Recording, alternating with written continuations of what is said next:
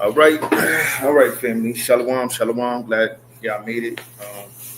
This class today, very important class. Very important class, I believe.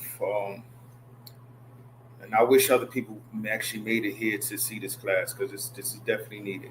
Right, we are at the end right now. We see everything that's going on.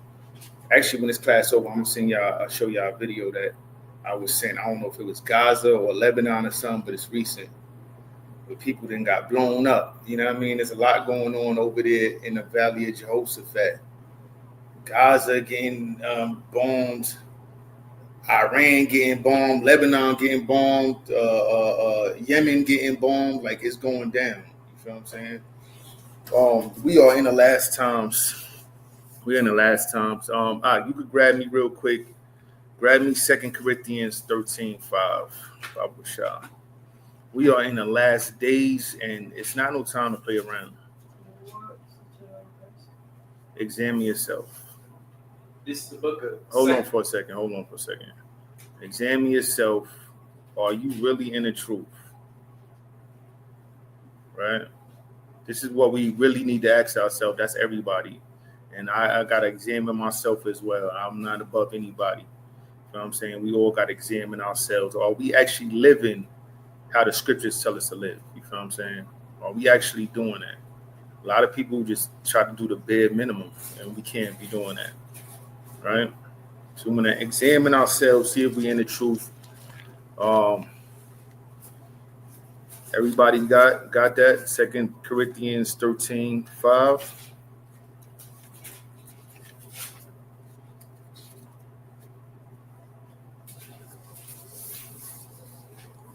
And you could call it and read it. This is the book of 2 Corinthians, chapter 13, verse 5. Mm-hmm. Examine yourselves, whether ye be in the faith. Prove your own selves. We got to examine ourselves whether we are actually in the faith. We call ourselves followers of Yahweh Shah, huh? We want to follow Yahweh Shah and do as he did. We want to make sure that we move in how he moved, right? It said, examine yourself whether you be in the faith. We really got to do this, right? Keep on. Prove your own selves. Prove your own selves, right? What? Know ye not your own selves. How that Yahushua HaMashiach is in you.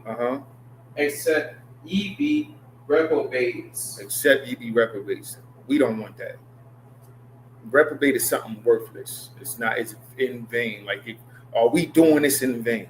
You feel what I'm saying? We want to make sure that we're not. We're actually keeping these laws. We're doing what Yahushua told us to do.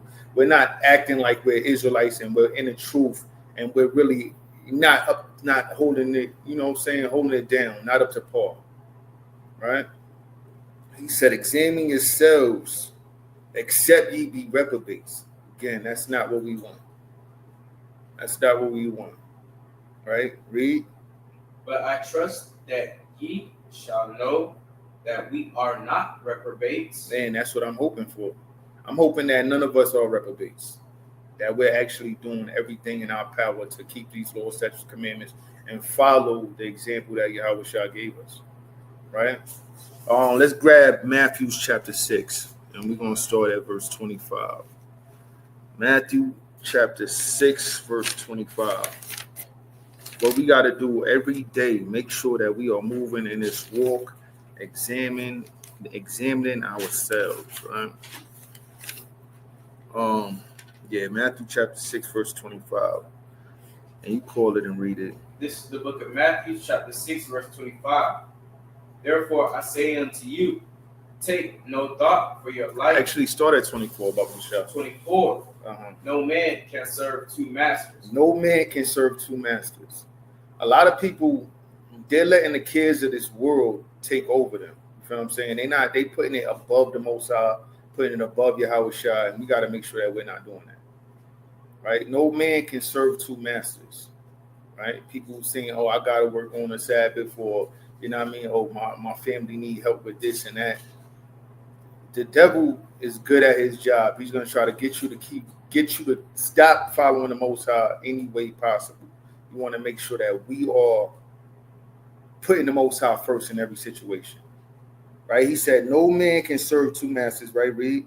No man can serve two masters, Uh-huh. for either he will hate one and love the other, Right? or else he will hold to the one and despise the other. Or else he will hold to the one and despise the other. And that's how the Most High feels when we put anything above him. When you put anybody else above him, any job above him, anything above the Most High, that's how he feels. Right? That we despising him. Right? Let's keep on reading. You cannot serve Yah and man. You can't serve Yah and man, right? Read on. Therefore I say unto you, take no thought for your life, what ye shall eat, or what ye shall drink. Make sure you read louder. I'm not sure if they actually catch you too good on the nor computer. yet for your body. Actually, go back to 25, top of 25. Verse 25. Therefore I say unto you, take no thought for your life. Take no thought for your own life. Right? We're not supposed to be putting our life first. What we want first. We put the Most High first at all times. Right? Read on. Therefore I say unto you, take no thought for your life, what ye shall eat, or what ye shall drink. You're not supposed to be worried about that. People be worrying about the wrong things. Worrying about the wrong things. Don't worry about that, right? And he's going to let you know why. He's going to give you a good example. Read. Nor yet for your body. What ye shall put on is not the life more than meat, and the body more than raiment. He said, it's not the life more than meat, and the body more than raiment, right? Us making it. Right? Read on. Behold, the fowls of the air. Fowls of the air, the birds, right? The birds. Read. For they sow not, neither do they reap. They don't sow. They don't. What it means to sow is to plant seed, right? To farm. They don't sow. They don't reap. They don't plant seed. They don't reap that harvest. But what? Read on. Nor gather into barns. They don't gather up. They don't store food like how we got. You know what I'm saying? Read. Yet your heavenly Father feedeth them. The Most High make sure they eat. Most High make sure they eat. I'm pretty sure everybody in here at one time could say, I don't know how. I ain't have no money or nothing. I don't know how I was able to get that food. Most High made sure we was good though. How I got them bills paid, I still can't figure it out. Right? But the Most High did it for us. He made sure we was good. Right? Read. Yet your heavenly Father feedeth them. Most High make sure he feeds them, right? Read on. Are you not much better than they? You got to think about this. Are we better than they? The animals don't complain about none of this. They don't worry about, am I going to be able to eat? Am I going to get some food? Where I'm going to stay at? They don't complain about none of this, right? We got to be on the same mind because the Most High make sure he take care of them. They good. If we following the Most High, of course we going to be good, right? Read. Which of you, by taking thought, can add 1 cubit unto his stature? And why take ye thought for raiment? Consider the lilies of the field. Now, I'm just add to that cubit on the stature. That's like a light thing. That's a light thing to add 1 cubit to your height. That's something that we can't do, but it's easy in the spiritual realm or the spiritual world. You feel what I'm saying? That's something that we lack that we'll be able to have if we make it to the kingdom. And that's a light thing. Just say, I want to be 7 foot tall today. Boom. You 7 feet. You know what I mean? That's crazy. Right? But he said that's a light thing, right? He's read what you gonna call it? Read 28 again. And why take ye thought for raiment? Why you worrying about clothes right now? What you gonna wear, right? Read. Consider the lilies of the field. Consider the lilies of the field. Most I spoke a lot about lilies. Yeah, how was Shah gonna bring up the lilies, right? You said consider the lilies of the field, right? Read. How they grow. They toil not. They don't work. Lilies of the field, they do not work. Right? They grow though, but they don't work. Read. Neither do they spin. They don't move. Right? They're not dancing around, but what? And yet I say unto you Uh-huh. that even Solomon in all his glory, Even Solomon, one of the richest kings in the world ever in history, wisest ever in history. Yo, Solomon was so rich, right? When Sheba came, the queen of Sheba came, she seen his servant and thought it was him. She was like, yo, how you so wise? Everybody here is good. Your whole kingdom is happy. You know Solomon was fly. He had 700 wives, 300 concubines. You know he was fly. You feel what I'm saying? But he said, yo, when all his raiment, right? Let's read that again. 29. And yet I say unto you that even Solomon in all his glory, What? Was not arrayed like one of these. It's not as beautiful as one of those lilies that the Most High made. Right? Read on. Wherefore if Yahweh so clothe the grass of the field, which today is and tomorrow is cast into the oven, shall he not much more clothe you, and you of little faith? Oh, ye of little faith. We gotta actually have more faith in the Most High than we actually do. Yahweh Shah lets us know that if we had faith the size of a mustard seed, we could actually literally move a mountain. All that, we could sell that the mountains over there, yo, go, get up out of here, and then move. We don't have that faith as a people. That's sad, because that don't take much faith to have. You feel what I'm saying? He said it's the size of a mustard seed. You know what I mean? We got to be better in this walk. A lot of people, we keep on putting stuff over the Most High, and we got to stop doing that. We got to stop doing that. Put our faith in the Most High. He's going to make sure we good. Right? We on? Therefore, take no thought, saying, what shall we eat? Right. Or what shall we drink? Right. Or wherewithal shall we be clothed? We don't. For after all these things do the Gentiles seek. That's what the Gentiles look after. That's what they look for. And they don't have a power like we got. That's what they searching for. That's what their gods was. Their gods was clothes, gold, and all these different things. Right? We don't. For your heavenly Father knoweth that ye have need of all these things. Most High knows what we need. And He gonna make sure we taken care of. Right? We don't. But seek ye first the kingdom of God. This is the main part to this. This is the main point why I really wanted to come to this right here. Seek ye first the kingdom of the Most High. That's what we need to be doing. Seek the kingdom of the Most High and what? And His righteousness. And His righteousness. What's His righteousness? How do we get His righteousness? Of course, keeping the law, right? And the Sabbath day, these high holy days are a part of the law. We got to be on it. We got to be on His Sabbath day. We got to take this very seriously, which a lot of people's not doing. His holy days, we got to take these very seriously, that a lot of people is not doing. Right? Read on. And all these things shall be added unto you. You're not going to have to worry about nothing. If you seek, if your main purpose, I'm trying to get the kingdom of the Most High. Seek first the kingdom of the Most High and His righteousness. I want to be righteous in the eyes of the Most High. You don't got nothing to worry about. Everything else is going to come to you. Everything else is going to come to you. Good job. You want to have off on the Sabbath day. You're not going to worry about food, all that stuff. The Most High got you. As long as we doing this, seeking first the kingdom of the Most High. Right? Read on. Take therefore no thought for the morrow. For the morrow shall take thought for the things of itself. Right. Sufficient unto the day is the evil thereof. Right. So we don't got to worry about nothing else. Our main objective is seeking the kingdom, trying to make it into the kingdom. And a lot of us just take to try to do the bare minimum. We can't do that. There's more to it than that. It's not going to be a cakewalk. You're not going to just say, yo, I'm an Israelite, and then you won't make it into the kingdom. It's not going to work like that. We actually got to put this work in, and Yahweh shall let us know that, right? Let's get Mark chapter 4. Mark chapter 4. We got to get our mind right and keep our minds right and know what we are in this for. What are we doing this for? What do we want from this?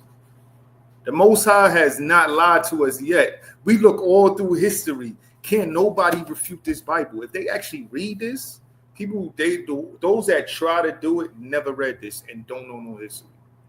How is it that the Most High, he had Isaiah prophesy about I just lost his name. The Persian king. Yeah, over 100 Cyrus. There you go. Thank you. See, I need some ginkgo biloba or something. I keep saying that. I keep forgetting to get it. But yeah, King Cyrus of Persia, over 100 years before he was born, by name. And Daniel, he told him during the time of the Babylonian captivity, listen, y'all gonna fall. Y'all gonna fall by the Medes and the Persians gonna get on top of the Medes, then the Greeks, and then the Romans, and so on and so forth. Like all this, the Bible is batting 1,000. The Most High is batting 1,000. He hasn't lied to us yet. So we know he promised us a kingdom. If we do what he say, like what's our problem? Faith is the problem. Our people lack faith. They got to get that faith, and how we get there by actually following this word. It's gonna build us up. That was 3 parables. Right. They worried about everything else. And this is what this class is going into. We got to stop thinking like that. Stop thinking in the ways of the world and think of what the Most High told us, right? Let's get Mark 4. We're going to read that from the top. This is the book of Mark, chapter 4, from the top. And he began again to teach by the seaside, and there was gathered unto him a great multitude. So Yahushua had many followers, many disciples. It was 12 main ones that he was with, but he had many people following him, right? Read on. So that he entered into a ship and sat in the sea, and the whole multitude was by the sea on the land. Right, read on. And he taught them many things by parables, and said unto them in his doctrine. Now we got to keep this in mind, because a lot of people, when they hear certain things that Yahweh shall say, they don't understand. They take it as that, where he's actually speaking in a parable or a dark saying or whatever, right? But he's speaking to them in parables. He's gonna let us know why he's speaking to them in parables, right? Which is a beautiful thing that we got to understand. Why the simple fact of the matter that we understand this truth and that we're here is a blessing in itself. That we know who we are and we able to take to this is a blessing in itself. Do not get that candlestick blown out. Do not do that. Right? Read on. Hearken. Behold. There went out a sower to sow. So we know this story.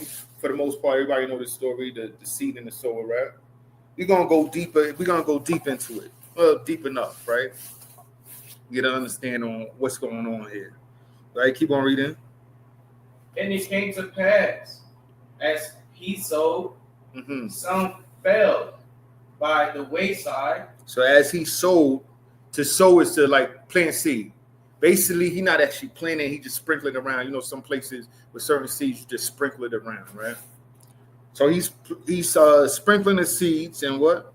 Some fell by the wayside. And the fowls of the air came and devoured it up. Right. So some of the seeds, you know, the birds air came, took it up. He's gonna explain what all these mean, right?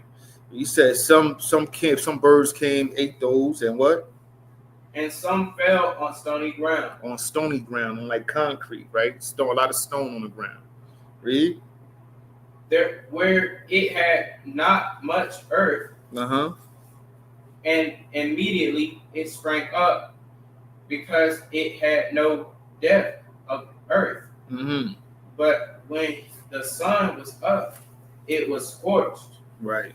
And because it was no root, it withered away. Right, it got burnt up by the sun because it didn't have no deep roots. Most of the plants they pull the water out of the roots from the soil. So this didn't have much soil to grab onto. So they wound up dying in the sun, right? Read on.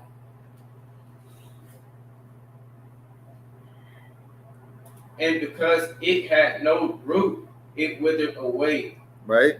And some fell among thorns. Some fell among thorns, and what? And the thorns grew up and choked it. Right. And it yielded no fruit. Right. The thorns grew up with it and choked it. It couldn't breathe. It couldn't get no water. It couldn't get nothing. And it yielded no fruit. Right? Read on. And other fell on good ground. On good ground. On good ground.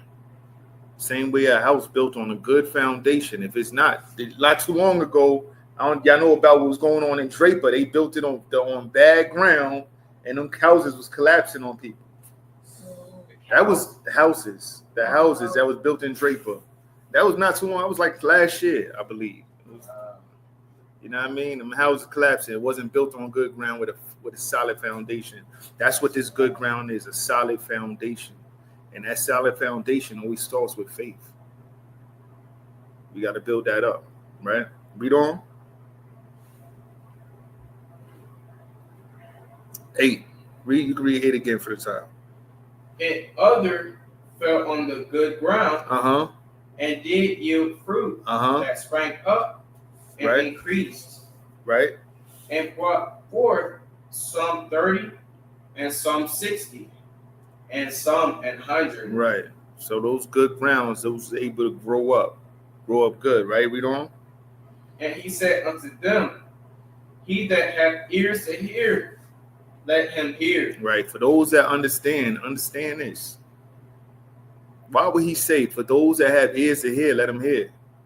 Most High said he was going to stop up certain people's ears. This word isn't for everybody. This word isn't for everybody. You got to keep that in mind. So the simple fact that y'all are here, knowing who you are and able to take to this and understand this is a blessing in itself. And we should be grateful for that. A lot of Israel, for some weird reason, take it as a burden. I don't understand why. It shouldn't be a burden to you to know who you are, to know what the Most High want of you, because you was chosen to understand this. But he don't have to keep you in here. That's one thing we got to keep in mind too. The Most High does what he feels when he feels. He don't have to keep us in here because he chose us to hear this word. He could take it right from us, have us bugged out the next week. You know what I mean? It is what it is. It's how it is. And I've seen that many times over. I'm thinking everybody here, matter of fact, seen some people like that. We gave it to them and he took it right away. We want to make sure that we not those people, right? But let's keep on reading on. And when he was alone, they that were about him with the 12 asked of him the parable. So when they was alone, right, they asked, they wanted to know, like, yo, because they didn't understand it themselves. They didn't understand it, yo, what does this mean, right? Read on. And he said unto them, unto you it is given to know the mystery of the kingdom of God. Right. But unto them that are without, all these things are done in parables. All these things are done in parables. Wow. That seeing that they may see and not perceive. They could see everything that's going on and still not know what's going on. Right? Read on. And hearing they may hear. They could hear this word. It make all the sense in the world. If you a real logical person, this truth gotta make sense. But they just can't hear it. They can't take it, right? Read. And not understand. Lest at any time they should be converted and their sin should be forgiven them. Y'all hear that? He said, yo, I speak in parables because I don't want them to hear this. It's not for them, first of all. I don't want them to hear this and convert and repent. Come on, that's crazy. Y'all understand what that means? This is not for everybody. This word is not for everybody. Not every Israelite is going to make it. This is not for all Israel. He got a chosen people in Israel to take to this. Because guess what? Believe it or not, the Most High, And you already know this. Most High requires blood. He requires blood. Israel is going to die for Israel. You feel what I'm saying? The way Yahweh Shah died for us, and we went through this many times over. Israel will die for Israel. Let's grab real quick. This wasn't even part of the plan, but we're going to grab this real quick. Let's get 2nd Ezra chapter 9. 2nd Ezra chapter 9. And let's read. We're going to start at verse 20. 2nd Ezra chapter 9, verse 20. We're going to come right back to that, Bible Child. Don't lose where we was at. We're going to come right back to that. Chapter 9, verse 20.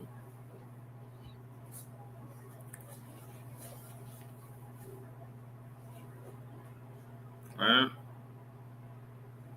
This is the book of Second Ezra, chapter 9, verse 20. So I considered the world, and behold, there was peril because of the devices that were come into it. We brought all type of wickedness in this world, right? Doing all type of wickedness. So what the Most High say, right? Read. And I saw and spared it greatly. He spared us greatly. World being Israel. This world being Israel. He spared it greatly. And what? And have kept me a grape of the cluster. He only kept a grape of the cluster. Most High, if he wanted, he could spare everybody. But he said he kept a grape of the cluster, right? Read. And a plant of a great people. And the plant of a great people. That great people is Israel. He got one plant out of the great people. You feel what I'm saying? Those ones that he chose that's going to make it. Read. Let the multitude perish. Let the multitude perish. The multitude of Israel. Let them perish, right? Read. Then. Read 22 again. Let the multitude perish then. Which was born in vain. Which was born in vain. They wasn't born to make it. They was born to be a sacrifice for the rest of Israel. Again, we're going to keep on and show that, right? But keep on. And let my grape be kept. He said, let them, the multitude that was born in vain perish, and let his grape be kept. The ones that he chose that's going to make it. The one that he chose that's going to make it, right? Read. And my plant. And his plant, right? Read. For with great labor. With great labor. What? Have I made it perfect. With great labor, he made it perfect. With great labor. Most High making sure we good, whether you see it or not. We really don't have no excuses to keep the law and follow the Most High how he says to follow him. And follow the ways and the instructions and the example that Yahweh Shah laid out for us. We don't got no excuse, right? Proverbs 21:18 real quick, and then we're going to go back some more. Proverbs 21:18. This is the book of Proverbs, chapter 28, verse 13. 21, verse 18. 21? That's what I said, right? 21, verse 18. 18. Okay. Oh, that's what I said. Yeah, give me a sec. So you want 18? Yeah. 21:18. This is the book of Proverbs, chapter 21, verse 18. Mm-hmm. The wicked shall be a ransom for the righteous. The wicked shall be a ransom for the righteous. What does that mean? They're going to die for the righteous. The wicked is going to die. They're going to be that sacrifice. Yahweh Shah's sacrifice wasn't it. That wasn't the end all of sacrifices. We see when we read Ezekiel chapter 40 and on that Yahweh Shah is going to be bringing up sacrifices to the priests for Passover, for sin offerings and everything. But the rest of Israel, them wicked Israelites, is going to die for the Israelites that makes it. For repentance, for remission of sins, there must be blood. We got to keep that in mind. The Most High does not change. He never did. Right? So let's go back to Mark. Let's go back to Mark. Y'all remember where we left off at? 10, right? No, 12. Con, you can read that. Read that, yeah, read that again. This is the book of Mark, chapter 4, verse 12. Uh-huh. That seeing they may see and not perceive, right? And hearing they may hear and not understand, right? Lest at any time they should be converted and their sins should be forgiven them. Right. Most High don't want everybody to make it. It's not for everybody to know this. He has his grape of his cluster. Now, what we want to do is examine ourselves and make sure that we are part of that grape. We are part of that plant. You feel what I'm saying? We want to make sure we examine ourselves and make sure we are part of that. Because again, the Most High can remove our candlestick at any time he wants. Right? Let's read on. And he said unto them, know ye not this parable, and how then will ye know all parables? Right? He said, if you don't know this parable, if y'all couldn't understand this, talking to his disciples, of course, because they've been around them, y'all can't understand this. Like, how y'all gonna understand everything else I say? Right? But read on. The sower sowed the word. So he letting it breaking the whole thing down for them. Just, verse 13. 14. He said, the sower soweth the word, right? The sower, we out there spreading the word. We're sowing the word, right? Read. Verse 15.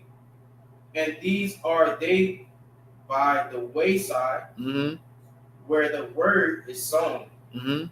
But when they have heard, Satan cometh immediately, and taketh away the word that which was sown in their hearts. Right. So you got those people that they hear the word, and as soon as they hear and they listening, they taking heed, but then something happens, take them like, oh, I gotta go, they get a call, whatever, we gotta go, we got something to do, and they never think about this ever again. Right? Read on. Satan cometh immediately and take away the word that was sown in their hearts. Right, read. And these are they likewise which are sown on stony ground. Now getting into those that were sown on stony ground. What does that mean? Read. Who, verse 16, when they have heard the word, immediately receive it with gladness. You got those people that be out there. We see that all the time. They'll come, they'll stop by. They'll even stop by every once in a while. Oh, yeah, I was looking for y'all, brother. You really wasn't. Right here, they see us out there. They hear it. They want to stand there for a little while. Yeah, that sounds good. That sounds good, right? But what? Read on. With gladness, and have no root. Verse 17. In themselves, and so endure but for a time. Afterward, when affliction or persecution ariseth for the word's sake, immediately they are offended. And it's going into brothers that's in this walk, supposedly in this walk, talking about they in this walk and really not. Anything could take them out. They probably in here for a couple of months, maybe a couple years. And then it's just the cares of the world gets to them. Right? Read on. And these are they which are sown among them, such as hear the word, verse 18, verse 19, and the cares of this world. The cares of this world. Family, job, friends, money, all these things that they worried about, being cool, having fun, whatever they worrying about, right? Read. And the deceitfulness of riches, and the lust of other things, entering in the choke, choke the word, and it becometh unfruitful. It chokes the word right up out of them. They become unfruitful. They fall out of this thing. Right? Read. And these are they which are sown on good ground, such as hear the word, and receive it, right, and bring forth fruit, some 30-fold, some 60, and some in hundreds. And we want to ask ourselves, which one are we? Which one of these are we? Which one do we actually want to be? You know what I'm saying? We got to keep this in mind and constantly examine ourselves. Make sure that we are doing what we're supposed to be doing in this war. Right? It's not going to be good enough to just get on the internet and tell people, oh, they Israelites or whatever. That's not it. Right? Or you saying you keeping the commandments and you're not linking up with nobody. Not keeping no feast days with nobody. Y'all out there buying just getting all the foul lamb and stuff like that. Like, you know what I'm saying? We got to examine ourselves, make sure we in this war. Right? What you just said is important too. That getting up. Speak a little louder. What you just said is important. Gathering together on feast days and all of that. Mm-hmm. A lot of people don't do that. They're going to be by themselves. And that's a command. That's a fact. Congregation. That's a fact. A holy convocation, which is a holy gathering. We're supposed to get together. We seen Yahweh Shah on the Sabbath. What was he doing on the Sabbath? Let's grab that real quick, actually. Let's get Luke chapter 4. Luke chapter 4, verse 16, we'll start at. This is the book of Luke, chapter 4, verse 16.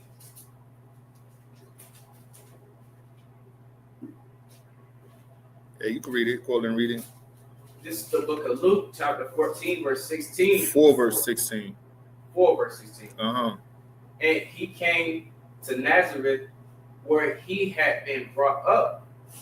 And as his custom was, he went into the synagogue on the Sabbath day and stood up for the reading. This is what Yahweh Shah was doing on the Sabbath. Going to the synagogue. That's his custom. As his customs were. This is what he always did. Every feast day we see Yahweh Shah going to Jerusalem. Every feast day he's going to Jerusalem. Even when he knew they was about to kill him, there was one time where his brother's like, yo, you ain't going? And he was like, nah, it's not my time. But he went anyways. He just disguised himself later on. But he made sure he was there. Right? He made sure he was there. Yahweh Shah kept these laws. And if we're followers of Yahweh Shah, here, let's grab let's get John, 1 John chapter 2. 1 John chapter 2 and let's get verse 6. Or let's read verse 5.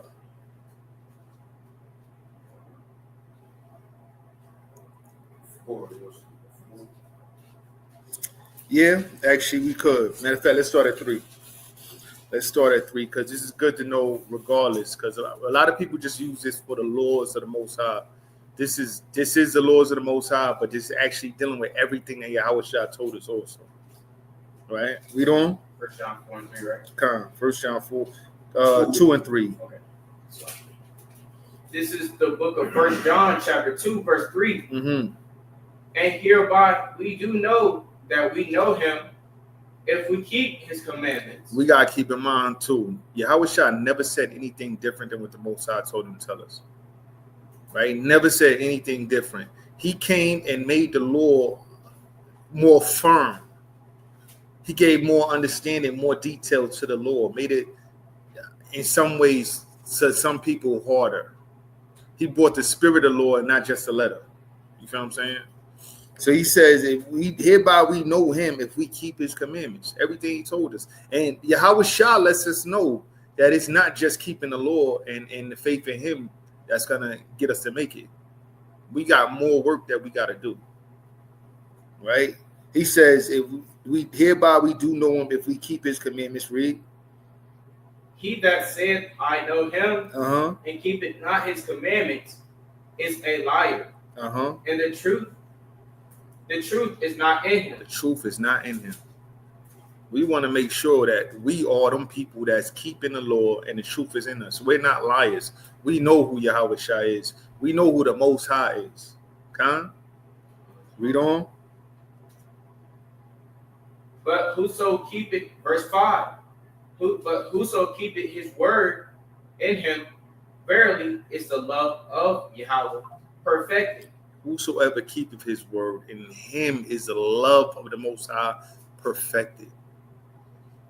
That's keeping the commandments. That's keeping everything Yahweh Shah told us to do.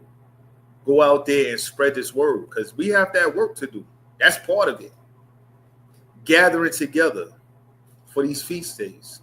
Gathering together for the Sabbath. All that is part of it. Right? Read on. Hereby know that we are perfect. We are in him. Verse 6.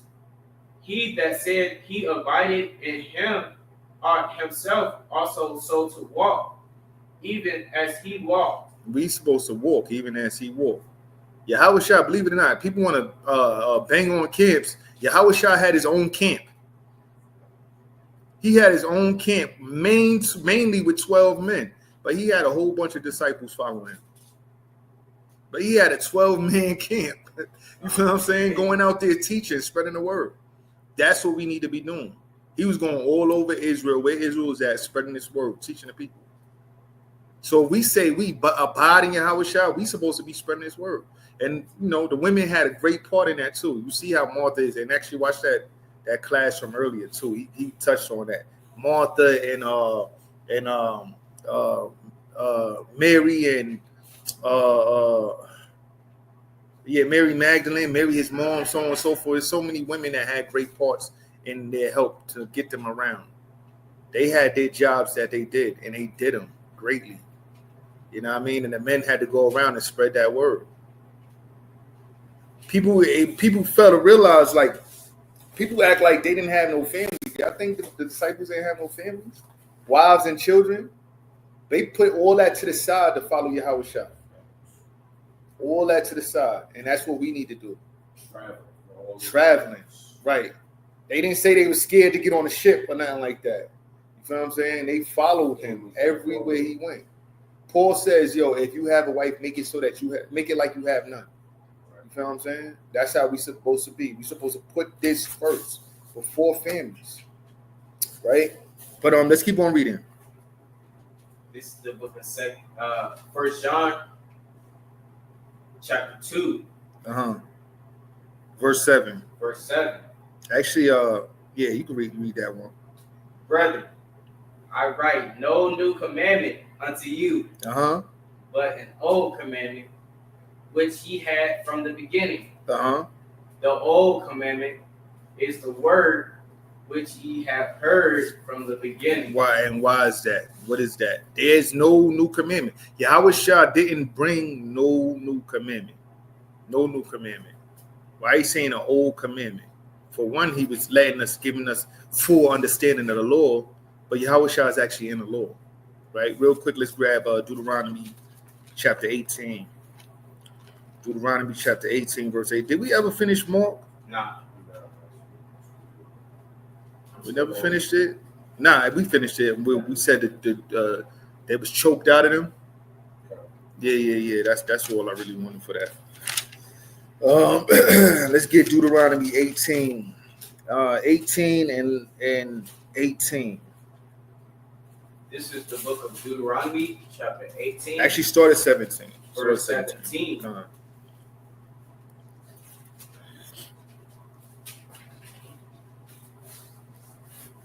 Deuteronomy 18, verse 17. And it reads, And the Lord said unto me, They have well spoken that which they have spoken. Because the children of Israel, he bringing up a time where they said they didn't want to hear the Most High's voice, because when he spoke to us, we heard thunders and loudness. We thought we was going to die. So he's like, yo, they spoke well. So what he's going to do? At that time, Moses was his mouthpiece. The prophets was his mouthpiece. But he said in the future, he's going to do what? I will raise them up a prophet from among their brethren. From among their brethren, right? This future prophet that he was talking about is Yahweh Shah. I don't think there's not many people that's gonna, unless you're OT only, you're not denying that, right? But read on. And will put my words in his mouth. He put his words in his mouth. Yahweh Shah didn't speak nothing of himself, and he constantly told us that. He said, "It's not my will; these are not my words." Constantly saying that, right? He said, "I'll put my words in his mouth, and what? And he shall speak unto them all that I shall command them." Everything he spoke was what the Most High told him to say. So when he was telling us to go out there and spread that word, to gather up and all that stuff, that was all the Most High's commandments. Right? Read.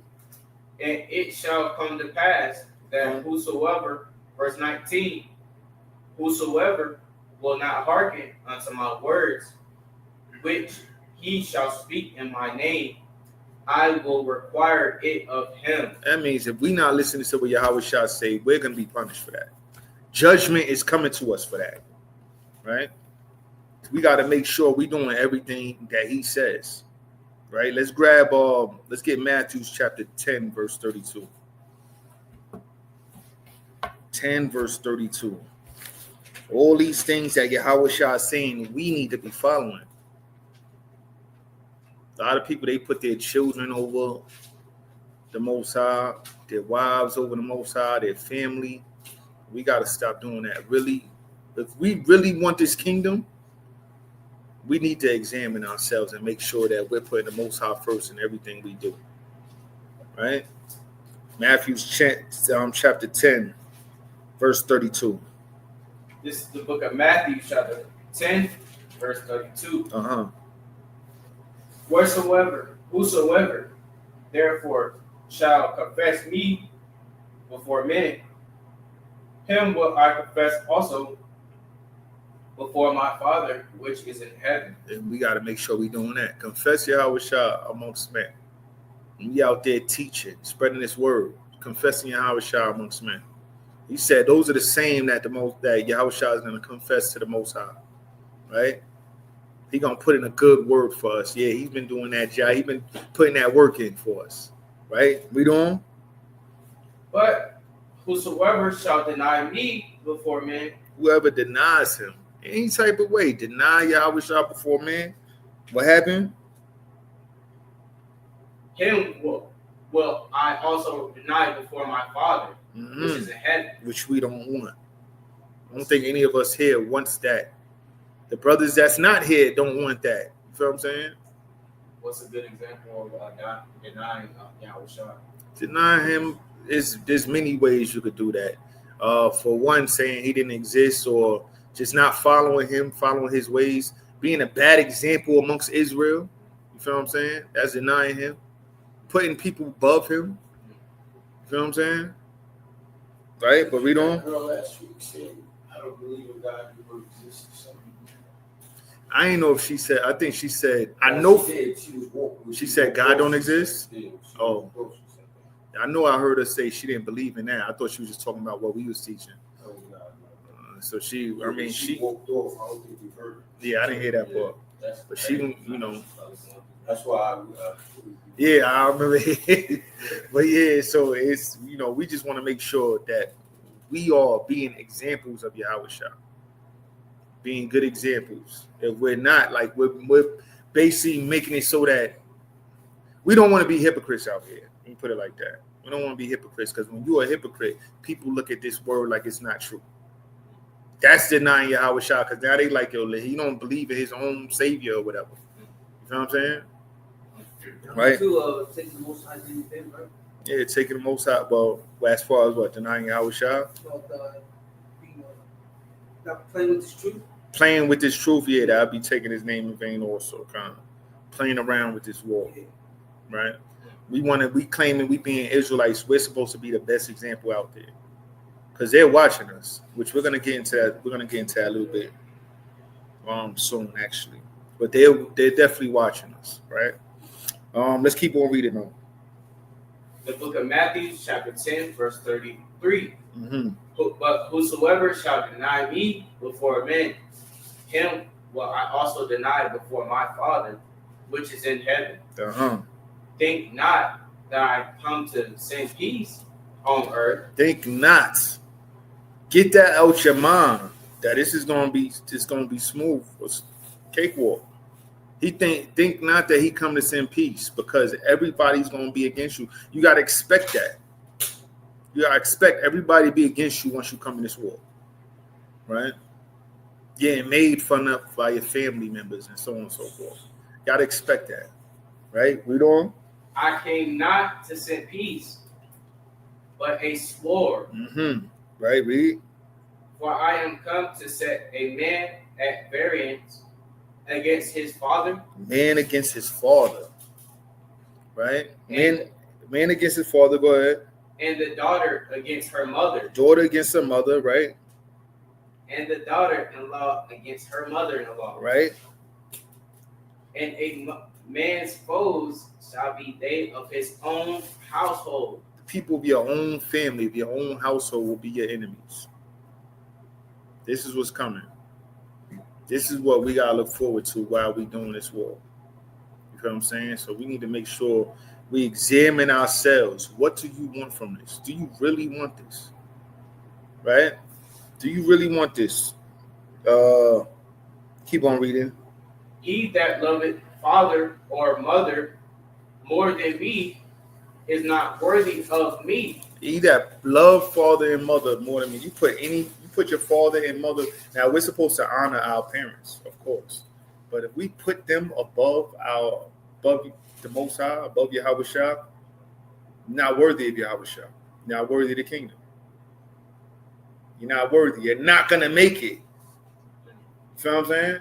You're not gonna make it. Right? Read. And he that loveth son or daughter. Those that put their children above him. What? Read on. More than me is not worthy of me. Is not worthy of the kingdom. Not worthy of the Most High. Not worthy of Yahweh Shah. Right? Read on. And he that taketh not his cross. Taketh not his cross. The burdens that's going to come along with this. We're supposed to take that cheerfully. It's going to get hard. It's not going to be a peaceful cakewalk. I know everybody, they get in here, they expect it to be just all smooth and dandy. Or I'm following him now, he's blessing me. I don't want that to go away. Nah. You can't think like that. It's going to leave. You're going to go through something. He said you got to take up your cross. Carry that. Carry them burdens. Carry the oppression. Carry all that. Right, read? And follow it after me. Verse 38. And he that taketh not his cross and follow it after me is not worthy of me. Those that don't do that, that get offended and want to leave the truth for any little thing, is not worthy of him. You're going to have to go through this. You're going to have to get offended. You're going to have to go through all these things. Right? Read. He that findeth, verse 39, he that findeth his life shall lose it. Those that find his life shall lose it. Those that searching to be happy in this world, doing everything in their power to be happy in this world and putting that over following the Most High is what? And he that loseth his life. He says, not worthy of me, right? Worthy. Well, he that findeth his life, right?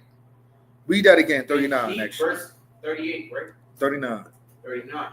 He that findeth his life shall lose it. And he that loseth his life for my name's sake shall find it. Those that lose their life. You got people that's losing family members. Like they don't even want to deal with them no more because they in this war. They lose their spouse, children. They lose their job, their homes, and all that stuff because of following this law, following Yahweh Shah, serving the Most High, right? Those people, he said, the ones that they give up the truth for the world is not worthy of him. They're gonna lose everything. They're gonna lose their life, meaning they're gonna die a horrible death when that judgment day comes.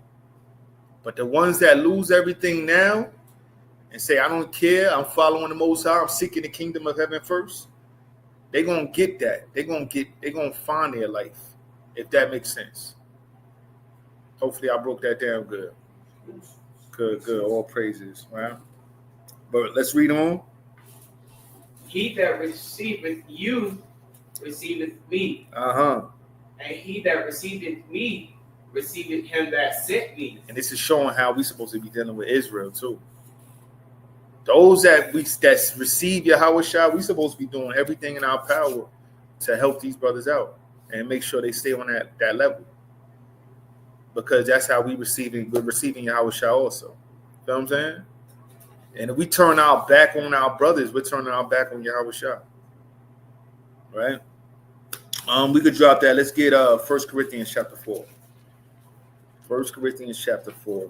We got to keep in mind, like this is we are in some hard times right now. It's about to get very bad. Yeah, it's not, and people is, but people don't know how to accept. Yeah, that's a fact. People don't know how to how you put it. Don't know how to accept what's going on in this world. People don't like to live up to the challenge. Some people going to do good, some people going to do bad. It's like we look at easy way out. Yeah, definitely that. We gotta have to build up that faith and that strength in this war, and we do that by coming together. A lot of times, when brothers is when they going through their hardships or they're struggling with something, they like to separate. They'll separate themselves. They feel some type of way or embarrassed or whatever. And I was the same way. I ain't gonna hold you. I could speak from experience. Remember, I done told all y'all, I'm a prodigal son myself. I came into this truth originally at 17 years old. By 18, I was like halfway in, halfway out. By 19, I was all the way back out in the streets. You know what I'm saying? I seen how I was when I say 18, halfway in, halfway out, making excuses not to come to the Sabbath. You know what I'm saying? Making excuses not to do certain things, and so I could go and do something else. You know what I'm saying? I just didn't want to be there, right? So I understand how that is, and I see it a lot with other people, right? So our people, we just need to, we got to really examine ourselves, make sure that we say this truth, and when we come around the brothers, that brotherhood is very strong. That brotherhood is very powerful, and we need to lean on our family, lean on our brothers, right? Our brothers and sisters, right? But let's read this. This is 1 Corinthians chapter 4. We're gonna start at verse 9, right? This is 1 Corinthians chapter 4, verse 9. Mm-hmm. For I think that the Most High have set forth us the apostles last. As it were appointed to death. Right? He sent forth the apostles. Apostle, the word apostle means to be sent out. Right? He sent them out last, as if unto death, right? Appointed to death. Because a lot of the apostles were getting killed off. Nobody wanted to hear what they had to say. Nobody wanted to hear that. They was poured and got stoned. You know what I'm saying? Wound up getting beheaded. Peter was crucified upside down. You got John thrown in jail forever on the island of Patmos. You know what I'm saying? Nobody wanted to hear this.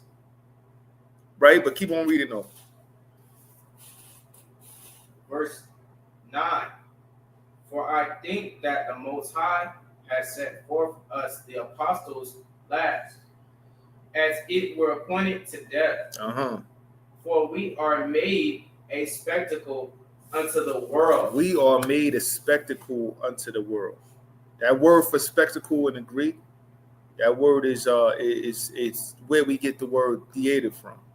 I don't want to try to say the word. It's like theatra or something like that. Give me a second. I'm gonna pull it up. I'll pull it up for y'all real quick.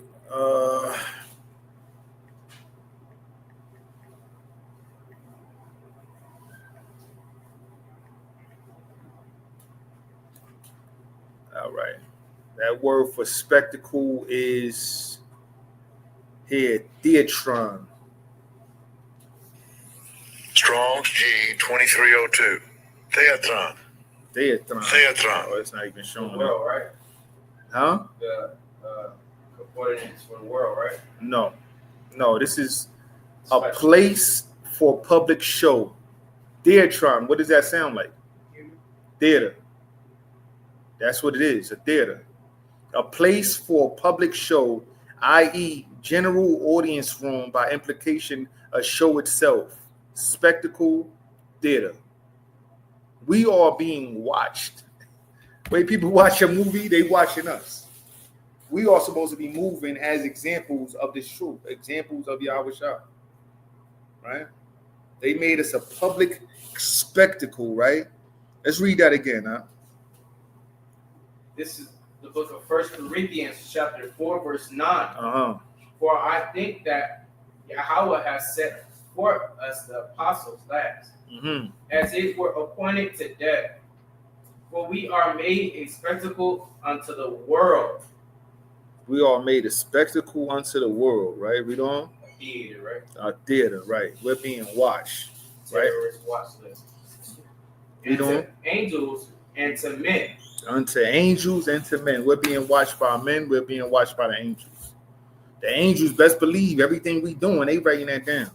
We're not getting away with nothing. Nothing. There's nothing we getting away with. They writing all that down. Yo, he did this on this day. I don't know about him. You know what I mean? We're being watched. You remember when we first came out here and the brothers came up to us. They was like, yo, we're watching you. You was there. You seen that, right? Yeah. With both of them. Yeah. And he was like, yo, yeah, watching you. Like, yeah, we need to learn what you learned. Wow. You know what I'm saying? You remember that? With the old head and the young brother with the Edomite wife? The Edomite wife? Yeah, when we were staying in the shelter when we first got out here. Okay. You don't remember? They were in the shelter, right? Yeah. The old head, the old brother. The old dude. Yeah. The white dude. No, Israel. They both was Israel. Southern Kingdom. But it is what it is, though. But yeah, we had it where I wasn't even paying them no mind. And they wound up coming to us. And where we were staying at. Came up. That's crazy. Yeah, but like we're being watched as a people. We're being watched. And we want to make sure that everything we're doing correct. We're following after the ways of Yahweh Shah, what he did and how he moved, right? Let's get. I got a feeling somebody's watching. I was thinking about that Michael Jackson too. Let's get Luke chapter 14. Yeah, we're definitely being watched. Whether they say it or not, they're watching us. They seeing how we move. They see the fringes. They see we call ourselves Israel. They want to see what this is about. They're going to say in the fall. Even when we out there teaching, there's many times we see people across the street. They'll walk across the street just so that they can listen and us not see them. Yeah, stand there and watch us. Yeah, I just see that. They be up there, they'll lean up against the wall and sit there and listen for a long time. Be standing at the train station. They done missed like 4 or 5 trains just listening. They don't want to come up close. They watching. They hearing. You feel what I'm saying? We want to make sure everything we do, we're moving correctly. I also wanted to add, like especially us being prophets, they're going to want to see or encounter what we have with the Most High, and they definitely want to be on top of it. Yeah. You know what I'm saying? So, yeah, they want to see if we real about what we saying. Yeah. We don't want to give them nothing that's going to have them think differently or put a bad taste in their mouth about this truth. They will probably put you in slavery again. They're going to try. They're not going to get there. Right? But let's get Luke chapter 14. We'll start at 25. This is the book of Luke chapter 14, verse 25.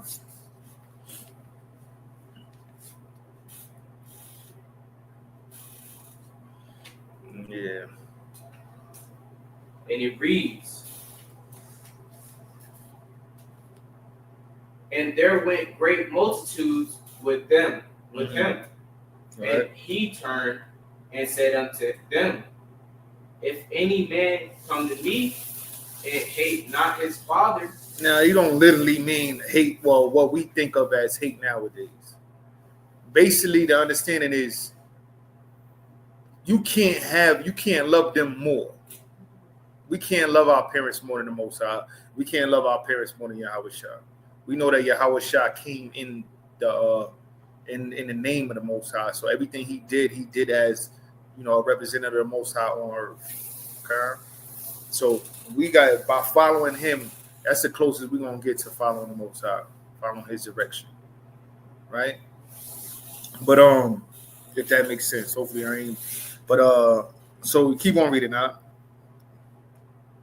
If any man come to me and hate not his mother, his father, and mother, and wife, and children, and brethren, and sisters, yeah, and his own life also. And his own life also. His own life also. What we supposed to be doing? Put the Most High first at all times, right? Hate his own life also, right? Read. He cannot be my disciple. He cannot be his disciple. We cannot be followers of Yahweh Shah if we put anything else above him. We putting our children above him, our brothers and sisters above him, our parents above him, our husband or wife above him, friends above him. We're not worthy of him. What do we want? Are we doing this for vain? Like, we gotta keep this in mind. Are we doing this for vain? Are you keeping any of the laws in vain? Because, we want to make sure we're making it. Right? He says, if anybody, you can read that again, 26. It's the book of Luke, chapter 14, verse 22. 26. 26. If any man come to me and hate not his father or mother, and wife, and children, and brethren, and sisters, yeah, in his own life also, he cannot be my disciple. Cannot be his disciple. If we put any of those things above the Most High, any of those things above following the example that Yahweh Shah gave us, right? Read on. And whosoever does not bear his cross. Whosoever does not bear his cross. Keep in mind what that means to bear your cross. That's the burdens that's going to come along with this, right? We got to be able to take that. Take whatever comes our way and take it cheerfully, as it says in the book of Sirach, right? Read on. And come after me. He said, those that don't take up their cross and come after him can what? Cannot be my disciple. Cannot be his disciple, right? Read. For which of you intending to build a tower? Keep this in mind. Keep this in mind, right? This is what we want to focus on. That's why I asked you, what are we doing this for? He says, which one of you, right? Read that again for 28. For which of you intending to build a tower, sit it not down first, and counted the cost, whether he have sufficient to finish it. Not one of us here is going to say, oh, I want to build a house. You go buy the land, you lay the foundation, and then you don't got enough money to pay for everything else. You just spent all that money for nothing. Now you broke, and you don't got no place to stay. Who's going to do that? Nobody, right? When we come into this truth, we got to understand what we doing this for. What do you want? Can you do it? Do you want the kingdom or not? Everybody going to say, yeah, they want the kingdom, but they're not putting in the work that they need to get the kingdom. They're not following the ways that's going to get them there. Do you really want this? Do you really want this? Right? Read on.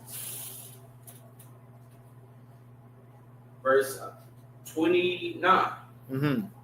Lest haply, after he have laid the foundation. So you got the land, you laid the foundation and everything, and what?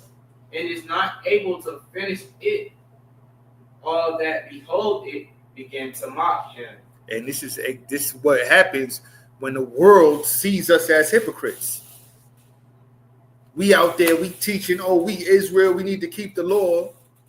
And then turn around and something happens. They seeing us out there being niggers, you know what I mean? Doing something that we're not supposed to be doing. They gonna laugh at us. They gonna laugh at us. They gonna mock us. Yo, I knew them Hebrew Israelites was not about what they said. I knew they wasn't really about them commandments, and that shows on all of us. That shows badly on the rest of the Israel and badly on Yahweh Shah. And we supposed to be following Yahweh Shah. That's you denying them right there. We got to count the course. You want to be out there, you want to teach, you want to spread this word, you better make sure you're moving correctly. All right? Read on. Verse 29. Uh-huh. Last happily. Actually, 30. Read 30. Luke chapter 14, verse 30. Uh-huh. Saying, this man began to build and was not able to finish. Next thing you know, you out there, you know what I mean? You out there teaching. Next thing you know, they see us fiend out. We was out there teaching last week. Now they seeing us fiend out. We was out there teaching. Now you got videos out there saying you know all type of debaucheries and abominations and all that stuff. You know what I'm saying? This looks badly on the truth. This is what when Yahweh Shah talked about those that offend one of those little ones, it'd be better if they had a millstone wrapped around their neck. That's us offending them little ones. Especially you got people looking up to you, came into this truth looking up to you. A lot of people going to fall out because of that. A lot of people's going to fall out because of that, which is sad to say. You know what I mean? But we want to make sure that we are not hypocrites, that we're doing everything in our power to keep these laws, statutes, commandments, follow the example that Yahweh Shah set for us, and make sure that we're doing this correctly. We're supposed to be a light. We're supposed to be a light. You know what I mean? You know, turn off the light. We're the light in the darkness. Because this world is in darkness right now. We're supposed to be that light. You turn off the light. If it's pitch black outside and you see light shine up, everybody's eyes is going towards that light. Everybody's eyes is going to go towards that light. We're that spectacle, huh? They looking in the apartment. I'm saying even if you be in the woods, you light up a fire or whatever, everything's going to be looking. They're going to come around close. They might not want you to see, like even the animals. They're going to come close enough for them to see what's going on. You feel what I'm saying? But they want to see what's going on. We're that spectacle. We're being watched. We're that light that shines, right? And we want to make sure that the Most High don't blow out our candlestick. We all got a candlestick right now. Make sure it don't get blown out. You know what I mean? Because then that's bad. Then we in gross darkness like everybody else. Right? And it'll be even worse for us. Oh, my goodness. All right. Where was we just at?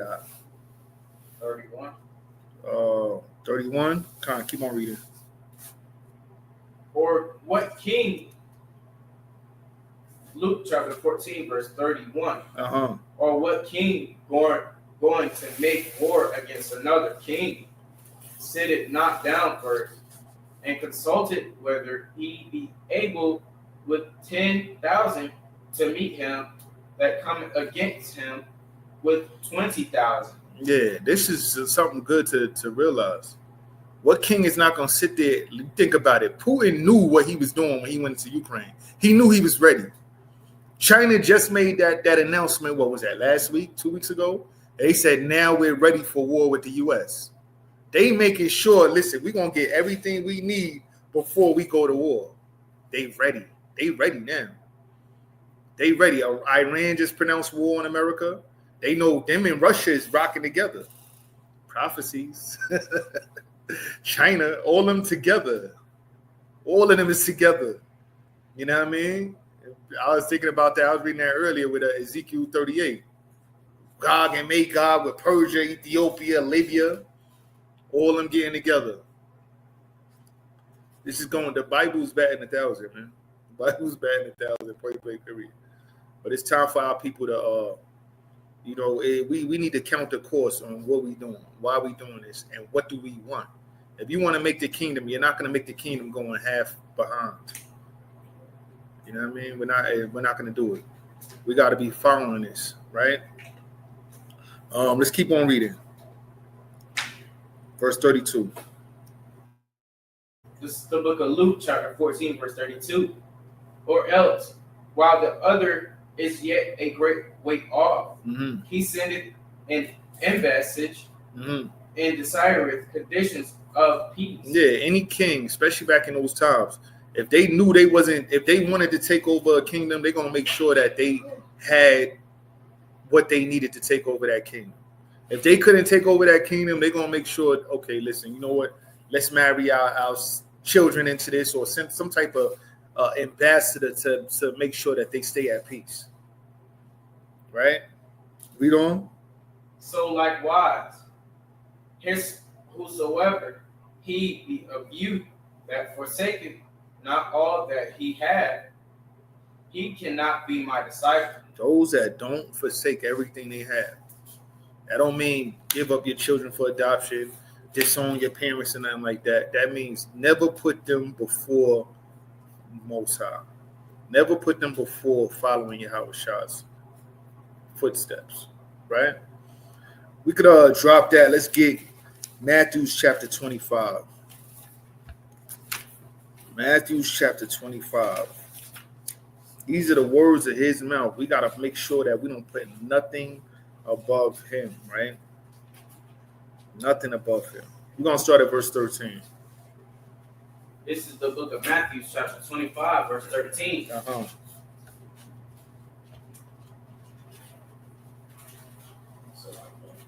You good.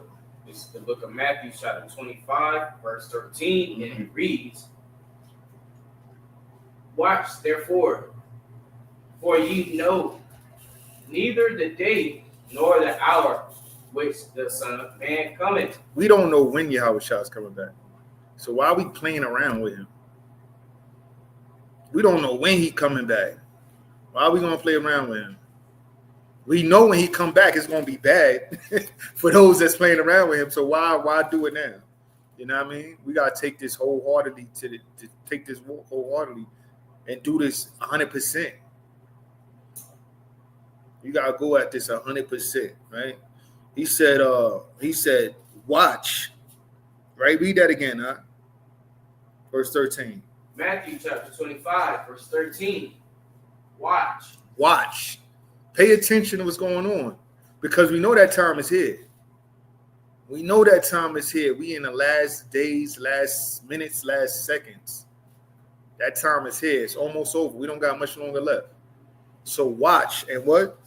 Therefore, for you know neither the day nor the hour wherein the Son of Man cometh. We don't know when that could be. It could be tomorrow. It could be next week. Like, we don't know when he coming back. We want to make sure we are doing everything that we can do right now. Right now. Right? Read on. For the kingdom of heaven is as a man traveling into a far country. And he gave an example, right? Kingdom of heaven is like a man traveling to a far country. Right? A man traveling to a far country. And what happened? Read on. Who called his own servants and delivered unto them his goods. So he called his servants and delivered unto them his goods. He gave them some stuff, right? Let's read on. And unto one he gave 5 talents. So his servants, he chose 3 servants. One he gave 5 talents, right? One he gave 5 talents. Another one, what? What did he do? To another 2. To another he gave 2. And what? And to another 1. And to another 1. The Most High knows what we can handle. He knows what we can handle. He's going to, if he called you into this, he gave you something. Some people got 1 talent, some people got 2, some got 5, some got 10, so on and so forth. Everybody got different levels that they're on, because the body, think about it, the body has different things that it has to do to form as one. The eyes see, the ears hear, the mouth tastes, the hand grabs. You feel what I'm saying? Even with the hand grabbing, you need your fingers, right? The body is so many things that go, so many different functions that go into a working body, and we are supposed to be the working body of Yahweh Shah. We all got talents that he gave us. Are you using those talents, though? Are we actually doing what we was meant to do? So he said he gave 5 talents. Now, I like how the word talents was used. This was actually talking about money, but definitely talking about money. But we got talents in this work, and you know what I mean? We got specific talents, but this is talking about money. But this money is symbolic for what he told them to do, right? So he gave him 5 talents, 1, 2, 1, 1, right? And what happened?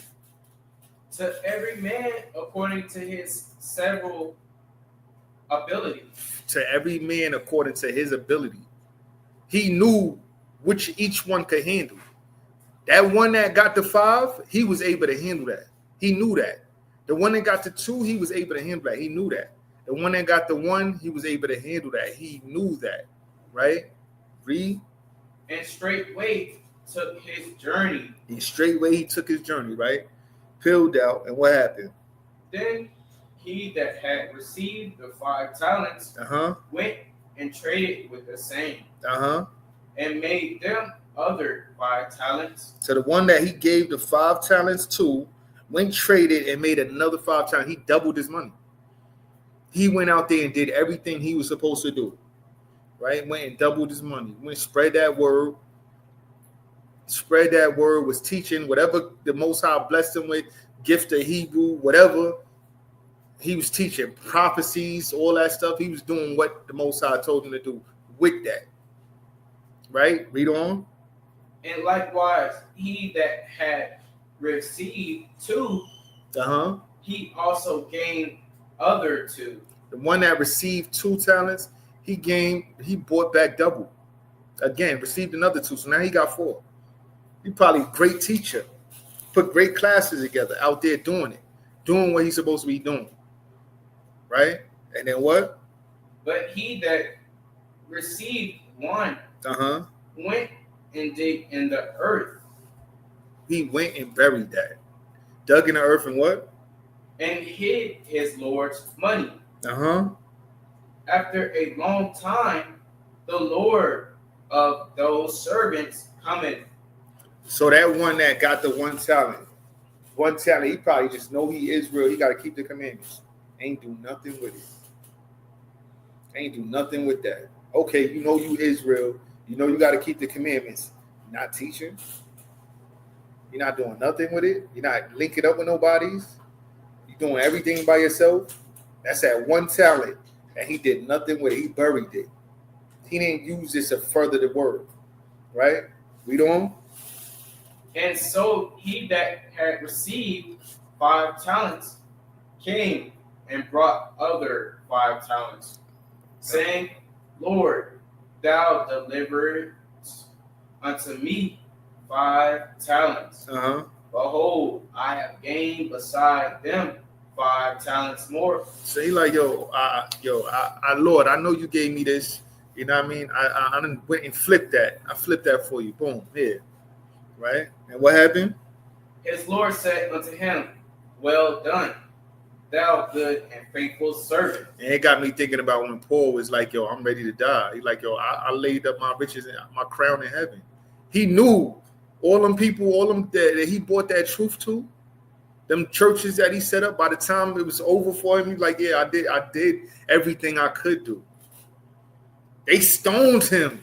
Thought he was dead. He got up, got out there, and started teaching again. Come on, how many people gonna do that? He got shipwrecked and said, nah, we gonna make it. We gotta get there. We gonna put this work in. You feel what I'm saying? This is the type of stuff that he got thrown in jail. Peter got thrown in jail. They getting about the jail and still putting that work in. They wanting them dead. They putting that work in. They laid up their crown in heaven. That's what we need to be doing. Because this life right here is nothing. This is vain. It's too quick. It's quick. It's vain. We want to be in the kingdom. Right?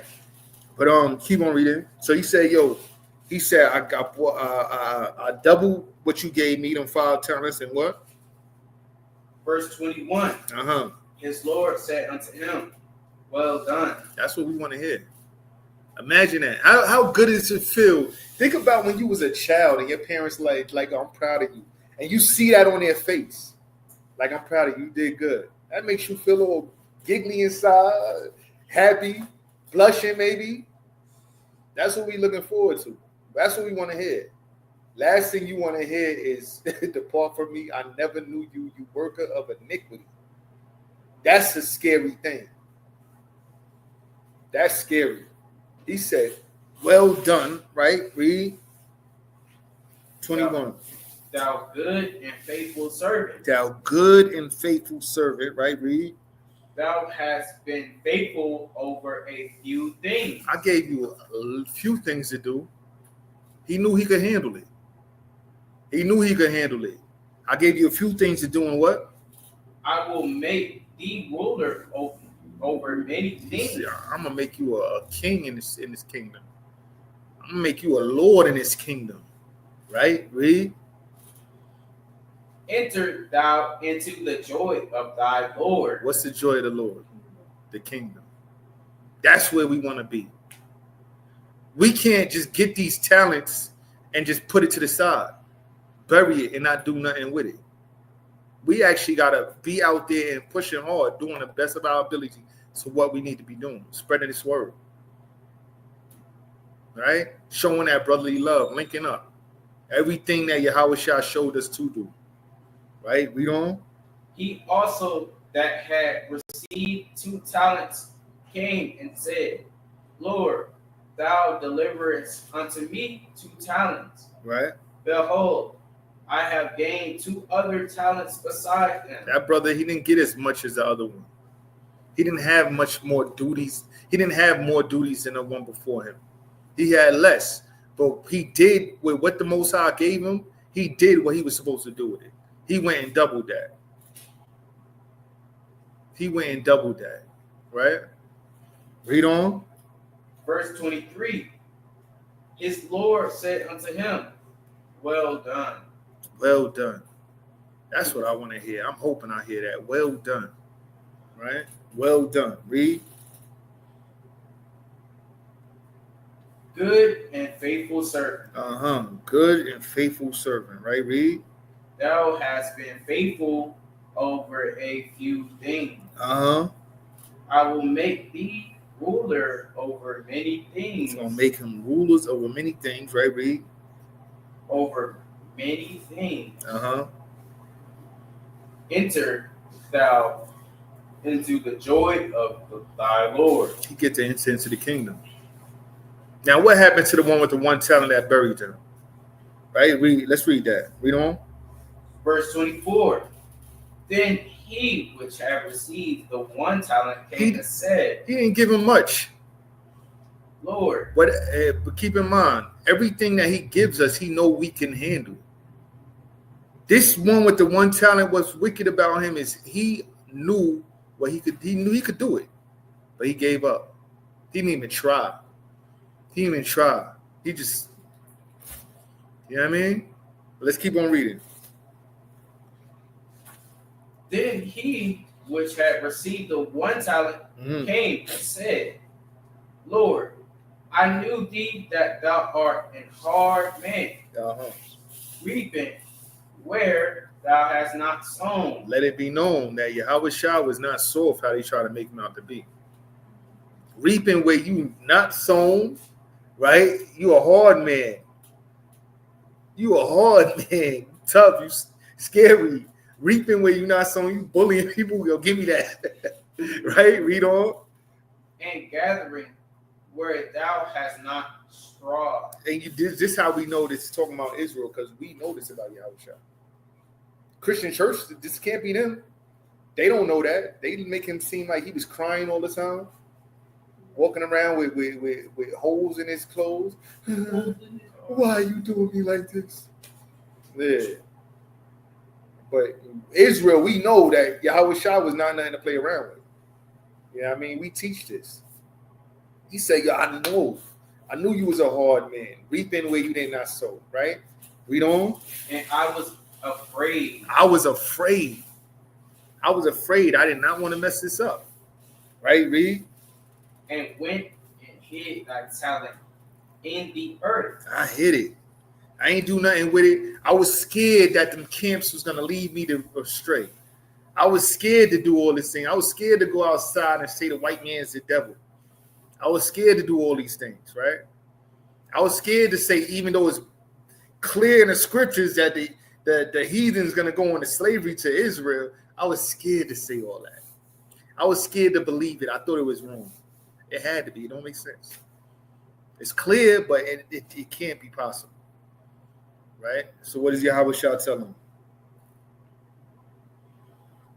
And I was afraid and went and hid the talent in the earth. Lo, there thou hast that is thine. His Lord answered and said. So he brought that same talent back. Oh yeah, I knew I was Israel. I'm keeping the laws, but that's it. I'm not putting this work in, right?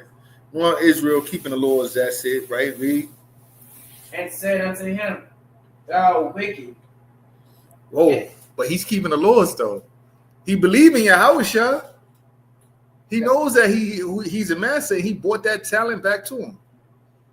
But Yahushua called him what? Wicked. Thou wicked. Thou wicked and what? And slothful servant. Slothful, lazy. Lazy, not putting the work in. That's what made him wicked. Not putting his work in, not spreading his word, not teaching Israel. Right? Thou wicked and slothful servant, read. Thou knewest that I reap. You know who I am. Yahweh Shah telling him, you know who I am. You know what to expect. Right? Obviously, this is talking about Israel and the Israel that's keeping the law. Say, you know who I am. You know what to expect. Read on. Verse 26. His Lord answered and said unto him, thou wicked and slothful servant. Thou knewest that I reap where I sow not, and gather where I have not strawed. Thou oughtest, verse 27, thou oughtest therefore to have put my money to the exchangers, and then at my coming I should have received mine own with usury. Right, you should have did something. Right? Read. Take therefore the talent from him. So he took that talent. Same way we talking about getting your candlestick blown out. He took that talent from him. And what? And give it unto him which have 10 talents. So he gave it to the one that bought it the most. Like here, I know he's gonna handle that. Right? Read on. For unto everyone that have shall be given. To everybody that have say that again. For everyone that have shall be given. And he shall have abundance. He shall have abundance. Those that's putting in this work, they're gonna get abundance. Guaranteed, all that 144,000 is gonna be those people that was out there putting in that work. Right? Read. But from him that have not shall be taken away. You're going to take all that away from those that learned this truth and did nothing with it. They want to sit back in the crib. They don't want to gather on the Sabbath, on the feast days. You know what I'm saying? They don't want to put that work in. Makes up some type of excuse to stay out of this. Right? They know who they are. They not gonna make it in the kingdom like that. Having those thoughts. Right? Read on. Even that which he had, and cast ye the unprofitable servant. The unprofitable. You not putting this work in, you're unprofitable. Point blank, period. You're not gonna get paid if you don't go to work. Right? You get paid when you go to work. The more work you do, the more you get paid. The more time you put in, the more you get paid, right? These people that these so-called servants of Yahweh Shah, so-called servants of the Most High, not putting in the work, they're unprofitable. They're unprofitable, right? Read. And cast ye the unprofitable servant into outer darkness. Into outer darkness. No more candlestick. That light taken away from you. In outer darkness, right? And what? There shall be weeping, crying, and what? And gnashing of teeth. Pain. When you gnash your teeth, like you grind your teeth together in pain. Notice how, like in the old movies, when they had to like cut off somebody's leg or something, they'll put a stick in their mouth or like something, a rag or something, because when you in great pain, you will bite your teeth so bad that they'll all break. So they had to put something in there to stop them from doing that. These people is going to be biting so hard in pain. That's what they're going to go through, crying and pain, suffering. That's judgment day coming, and they're going to feel a blunt of it because they didn't want to do what they had. They knew what they had to do, and they didn't do it. They wanted to take the easy route. It's not just keeping the commandments, because in all honesty, the gathering is part of it. The gathering is part of it. We're supposed to gather on the Sabbath day. For all of them, none of them stayed home on the Sabbath day. None of Yahushua apostles stayed home on the Sabbath day. They all gathered in the synagogues. Every last one of them. Every last one of them. Paul would get kicked out of one synagogue, go to the next one. You know what I mean? That's what they did. Yahushua was in the synagogue on the Sabbath day. You gather together. The Sabbath is a holy convocation, a holy gathering. We don't sit at home by ourselves. You know what I mean? We're supposed to gather, get together. Scriptures constantly tell us don't forsake the brotherhood, especially if you're doing like Passover and all that stuff. These feast days is very important. Very important. And people was looking at them like, do this next year or whatever. We can't look at it like that. We can't do that. Right, but where was we at? Oh yeah, let's get Revelation chapter 3. Revelation chapter 3, verse 15. It's funny, that's like when you go into these holy convocations, like Christ, as his customs was. Mm-hmm. Like when King David disappeared for new moon, right? It was like, wait, why he not here? Yeah, it's only could be either he unclean, right? That's the only reason. Yo, hold on, nah, he gotta be unclean. He gotta be unclean. Hey, that means he was there for everything, right? You know what I'm saying? Showing that he was there. Right. That's a fact. It's a fact. We're supposed to be there. Gather on the new moons. Gather on all these feast days, right? We gotta gather. Tomorrow night. It's the last day of the year. Yeah. So tomorrow night, sundown. Well, tonight starts the last day. Tomorrow sundown is the new moon, which is, New Year, right? We coming into our new year, our first moon of the month. We gotta gather. We gotta come gather. It's Sunday night. You hear me, right? Come gather tomorrow night, new moon / New Year's. Make sure your brother come. You know what I mean? We all get together. It's what we supposed to be doing. It was January 1st. People partying, right? Popping bottles, throwing confetti up, watching a ball drop. Yeah. You know what I mean? Yeah, we gotta come back to our customs and keep our customs as the scriptures tell us. You know what I mean? We got some more to get into. I'm gonna try to make this as quick as possible. Let's read this though. Revelation chapter 3, verse 15. This is the book of Revelation, chapter 3, verse 15. Uh-huh. And it reads, I know thy works, that thou art neither cold nor hot.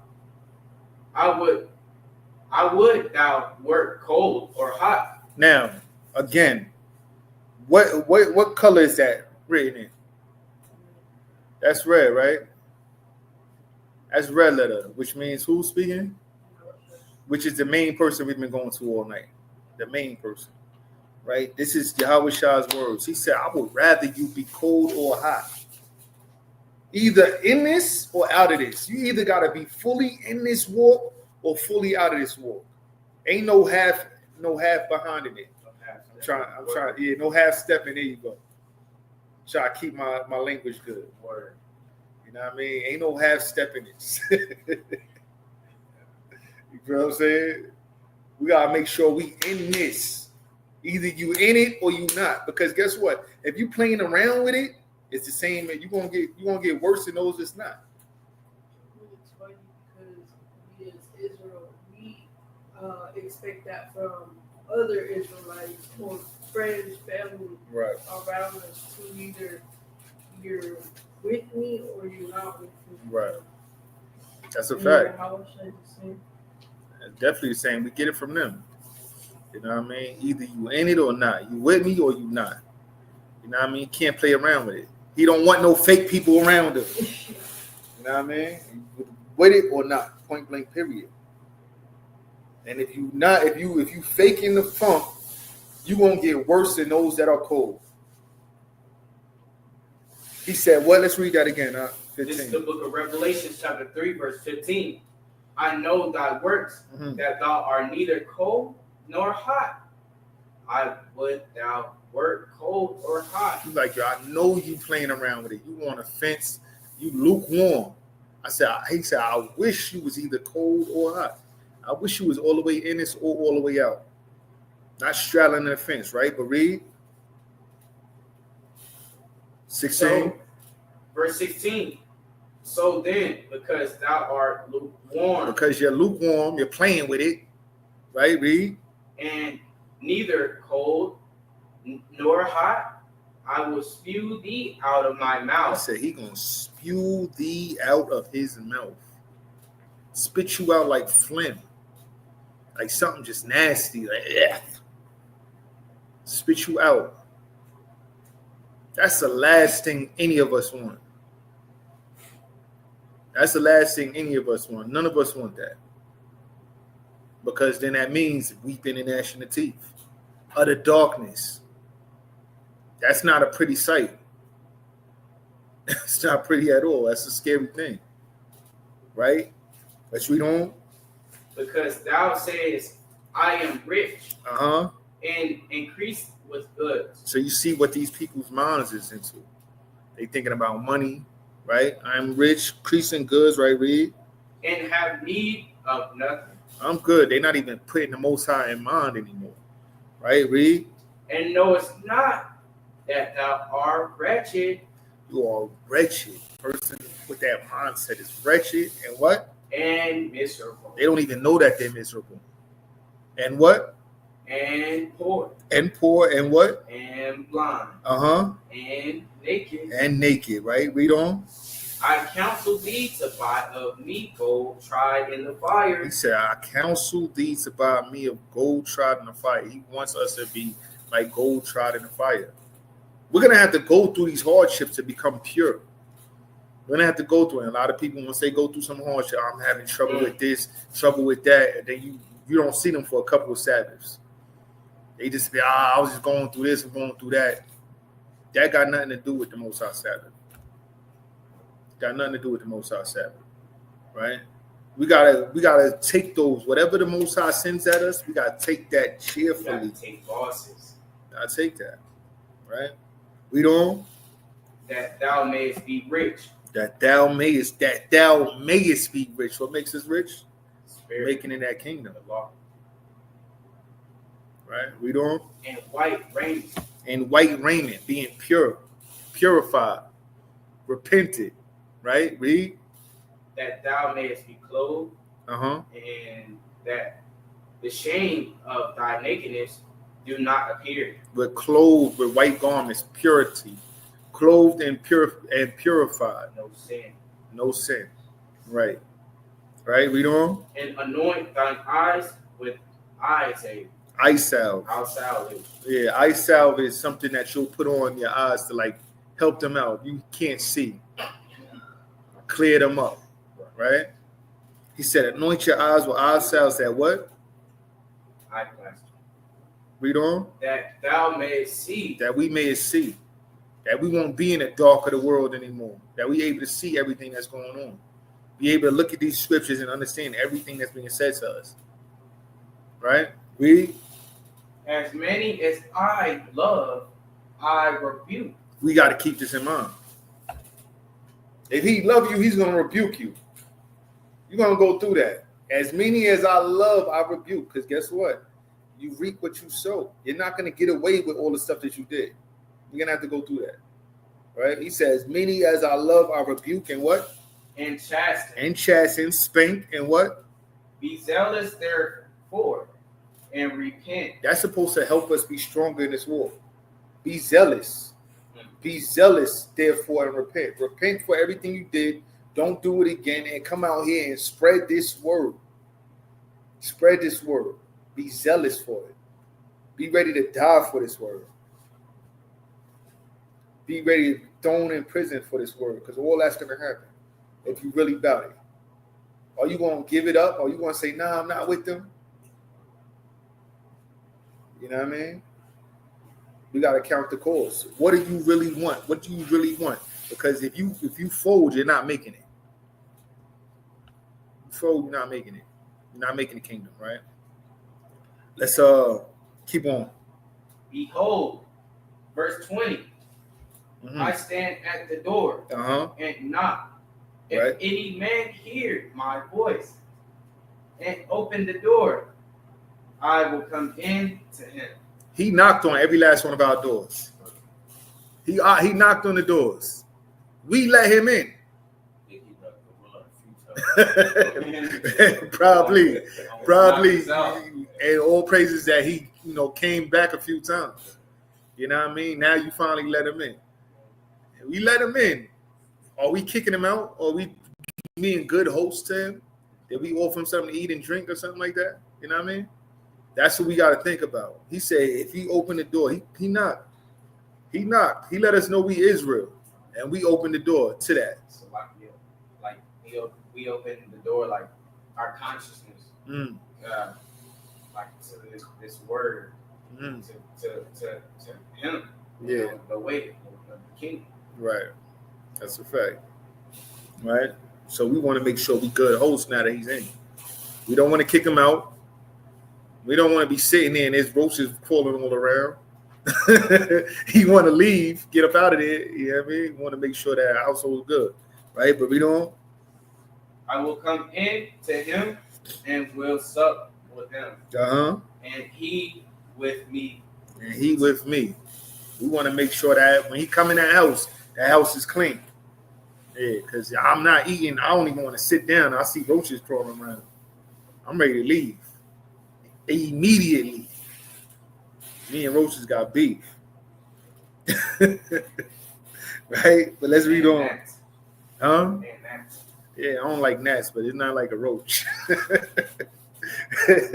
yeah, go ahead. To him that overcometh, will I grant to sit with me in my throne. Those that overcome, he gonna grant to sit with him in his throne. We gotta overcome though, right? Read on. Even as I also overcame and am sat down with my Father in his throne. He went through everything that we going through and more. He was tortured. He overcame. So he's worthy of the throne that he's sitting on. We're gonna have to prove ourselves that we're worthy for that throne. Huh? Right? So let's get 2 Corinthians real quick. 2 Corinthians chapter 12. 2 Corinthians chapter 12. And we're gonna start at verse 5. This is the book of 2 Corinthians, chapter 12, verse 5. Of such and one will I glory. He says, such and one will he glory, right? Read. Yet of myself I will not glory. When you read above this, he's talking about somebody that was doing good person. He's like, yo, I'm going to glory in that man. I'm not going to glory in myself. Right? We don't want to put ourselves up and glory in ourselves. Right? Read on. But in my infirmities. In his infirmities, he's going to glory. We want to see why, though. Read. For though I would desire to glory, I shall not be a fool. For I will say the truth. But now I forbear, lest any man should think of me above which he see me to be, or that he heareth of me. He never wanted to put him. That's humility right there. We got to stay humble in this walk because he never wanted anybody to look at him higher than what he actually was, which is what the Christian church actually do. They put him on God level status. You feel what I'm saying? He letting it be known like, yo, listen, yo, I'm not gonna rejoice in myself. Like, yo, I know I got stuff that I'm dealing with. Like, I don't want nobody to look at me higher than what I actually am. That's humility, and we gotta have that. Right? Like We don't. Peter with Cornelius came. Right? Yeah. Don't kneel to me. Yeah. That's a fact. Which also shows that he couldn't have been an Edomite. Yeah. Kneel down, heathen. Like, yeah, that shows he wasn't no Edomite. But yeah, let's read on. But in mine infirmities. It's verse 6. Verse 6. Actually, no, verse 7. Verse 7.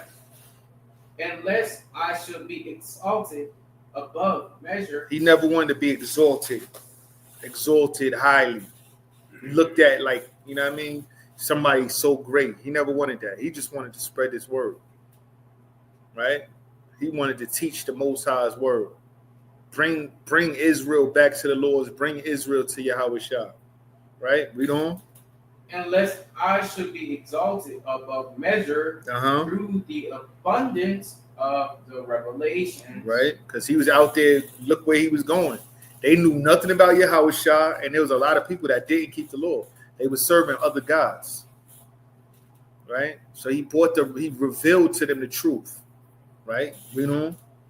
There was given to me a thorn in my flesh. So that letting it be known that Paul was just like us. He had stuff he was dealing with. He had thoughts. He had certain thoughts that he knew wasn't good. Right? That he was fighting against. Right? Read on. The messenger of Satan to buffet me. Buffet to hit. Right? He said the messenger of Satan, there was given to him a thorn in the flesh, the messenger of Satan to buffet him, to bother him, to beat on him. Right? Read. To beat on him. Me, lest I should be exalted above measure. Letting him know, like, yo, listen, I'm not, even though we all know from the stories, and Paul knew himself that the Most High was dealing with him, he never got too highly exalted or he didn't exalt himself because he knew, like, yo, listen, there's things I'm struggling with. Not to say he sinned, we're not saying that, but there were certain things that he was fighting in his mind. This is going to be a fight. There's going to be a fight, especially being around the heathen, growing up around the heathen, growing up the way this world is, the stuff that we was introduced to. You feel what I'm saying? These things are going to pop up in your mind. You're not going to get all of it right out your mind. It's going to pop up. We're going to have to fight against that, though. We can't give in. You feel what I'm saying? Make sense, Khan? We can't run away. Huh? Here we can't run away. We can't run away from it. We just got to fight it. Fight that. Get that up out your mind. Because it's going to come. Right? But get that up out your mind. Right? Let's read on. For this thing, verse 8, for this thing I besought the Lord thrice, that it might depart from me. So he prayed about this and asked that this be taken away from him. Help me, Abba, get this out of my mind, Baba Shah. Help me. Right? Read on. And he said unto me, my grace is sufficient for thee. Mm-hmm. For my strength is made perfect in weakness. You'll be all right. Just keep fighting. Your strength is made perfect in weakness. What does that mean? You work at it. You fight. Even when if you go work out, lifting weights, you're fighting against your fatigueness. You're fighting against your muscles. Whatever you lifting up, you're fighting against that. And that's making you stronger. You ripping muscles and getting bigger, stronger muscles. You know what I'm saying? Our strength is made perfect through our weakness. You got to fight through that. And we're going to get stronger, right? Read on. Most gladly, therefore, will I rather glory in my infirmities. That's why he said, I'll glory in my infirmities, right? Read on. That the power of Christ may rest upon me. That the power of Christ may rest upon him, right? Read on. Therefore, I take pleasure in infirmities.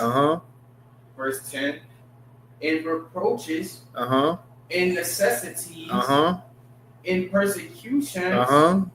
In distress for Christ's sake. Right.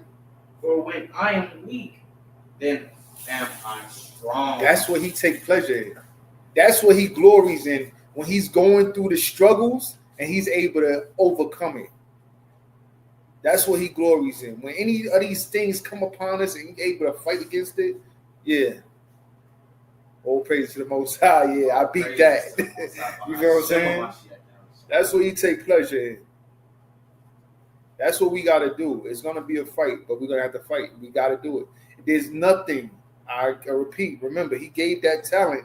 That man was able to double that talent. He just did it. He didn't even try. There's nothing. If he gave us a talent, we're able to beat that. We're able to double that.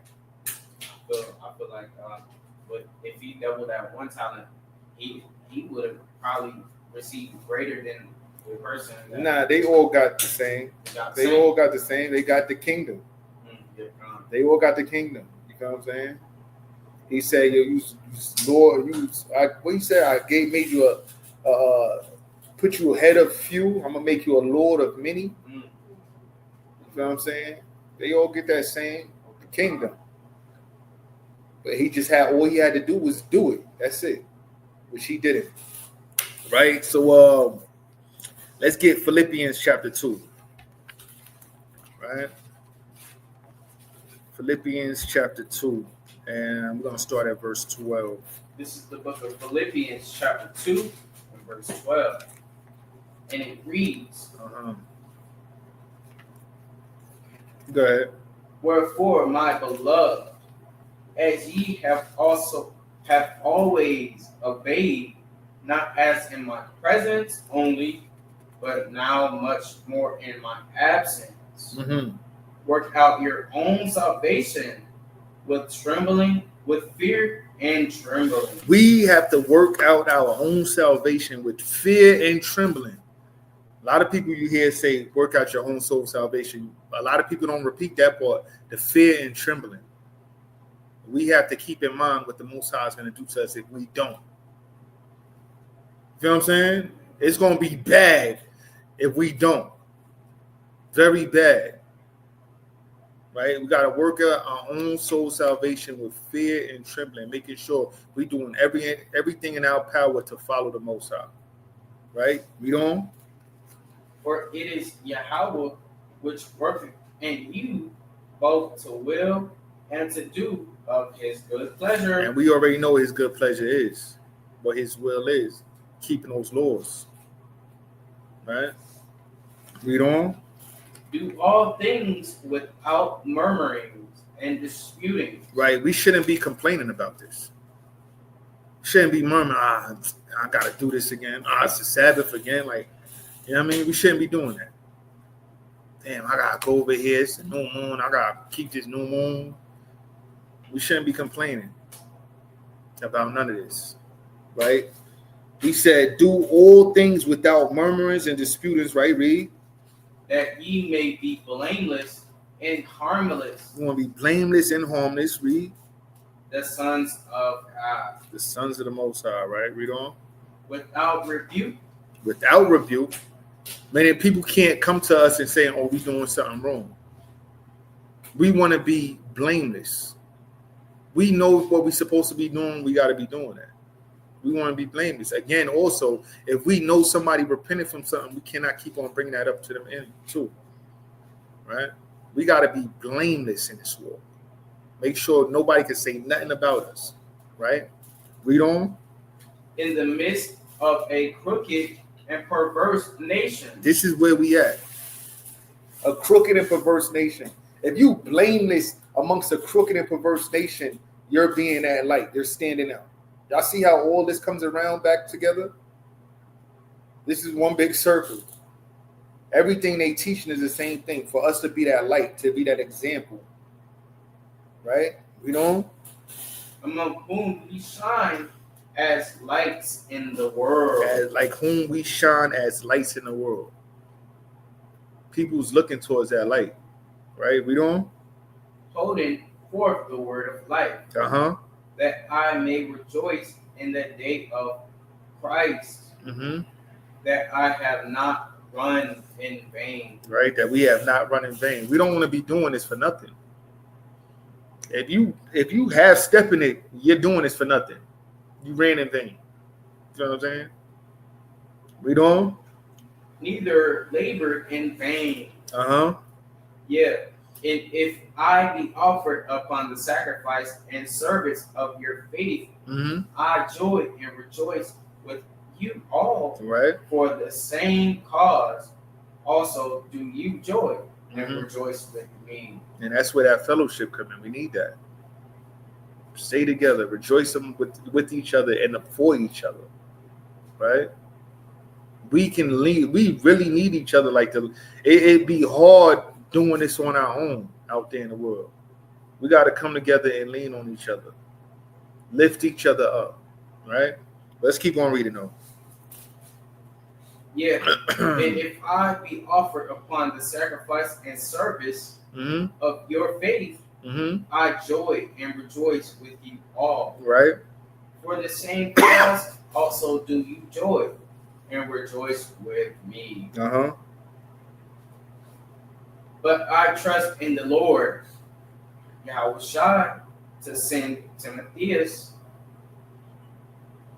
shortly unto you, that I also may be of good comfort when I know your state. For I have no man like-minded who will naturally care for your state. Right. So he's sending Timotheus out there. He knows Timotheus is a good man. He's gonna look out for them, help them in what they're dealing with. Right. Read on. For all seek their own, not the things which are. Then this is why he's sending Timotheus, because he know that Timotheus is looking after the things of Yahushua before himself.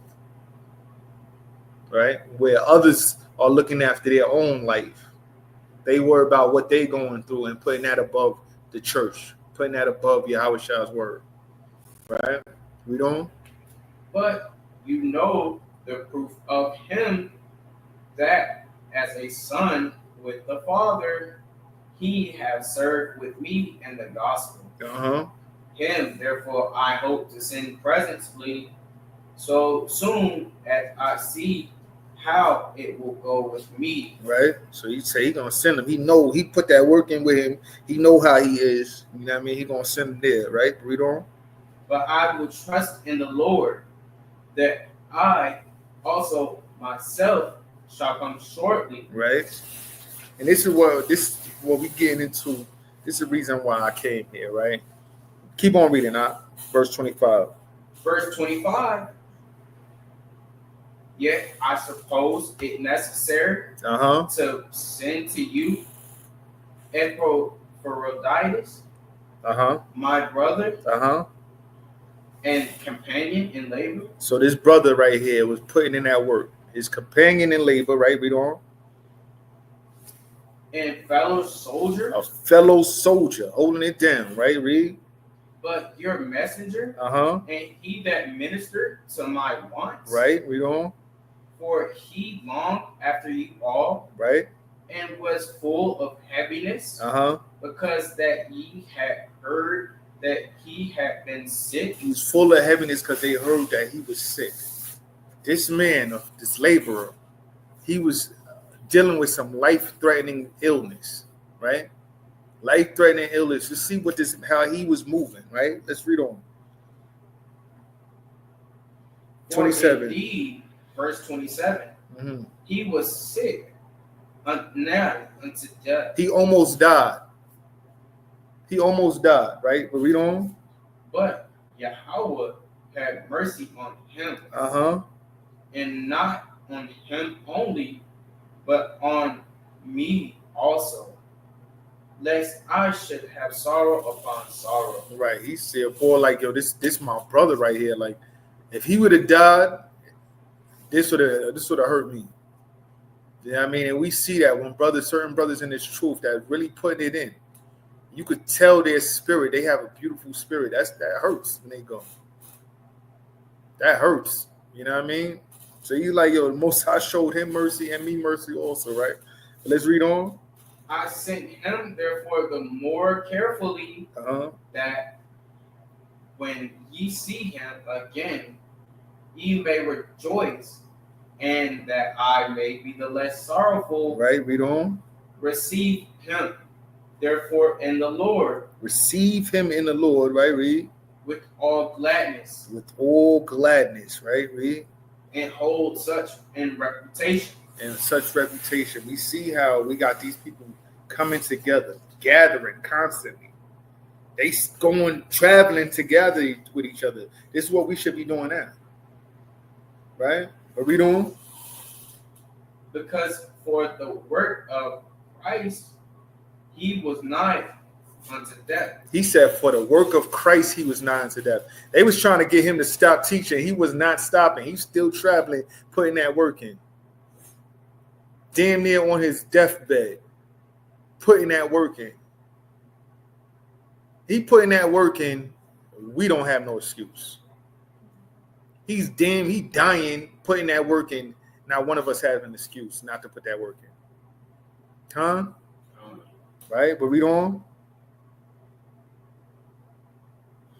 Start, actually read 30 from the top. This is the book of Philippians, chapter 2, verse 30. Because for the work of Christ, he was nigh unto death, not regarding his life. Not regarding his life. He could die doing this work. He would have been happy. Not regarding his life, but what? Not regarding his life to supply your lack of service toward me. He's putting that work in for Yahweh Shah and for the brotherhood. That's powerful. Give it up for that, man. Give it up for that, man.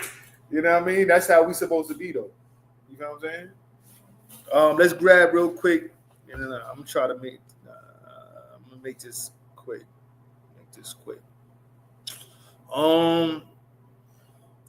Let's get 1 Peter chapter 2.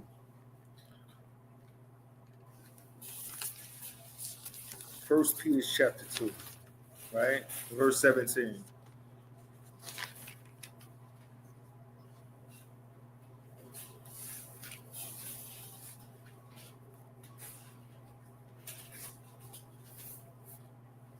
You can call it and read it when you got it. I'm going to read 17 to 18.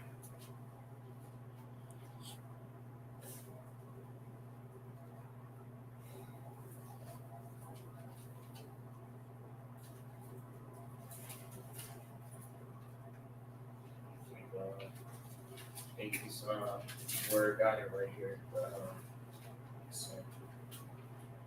First Peter chapter what?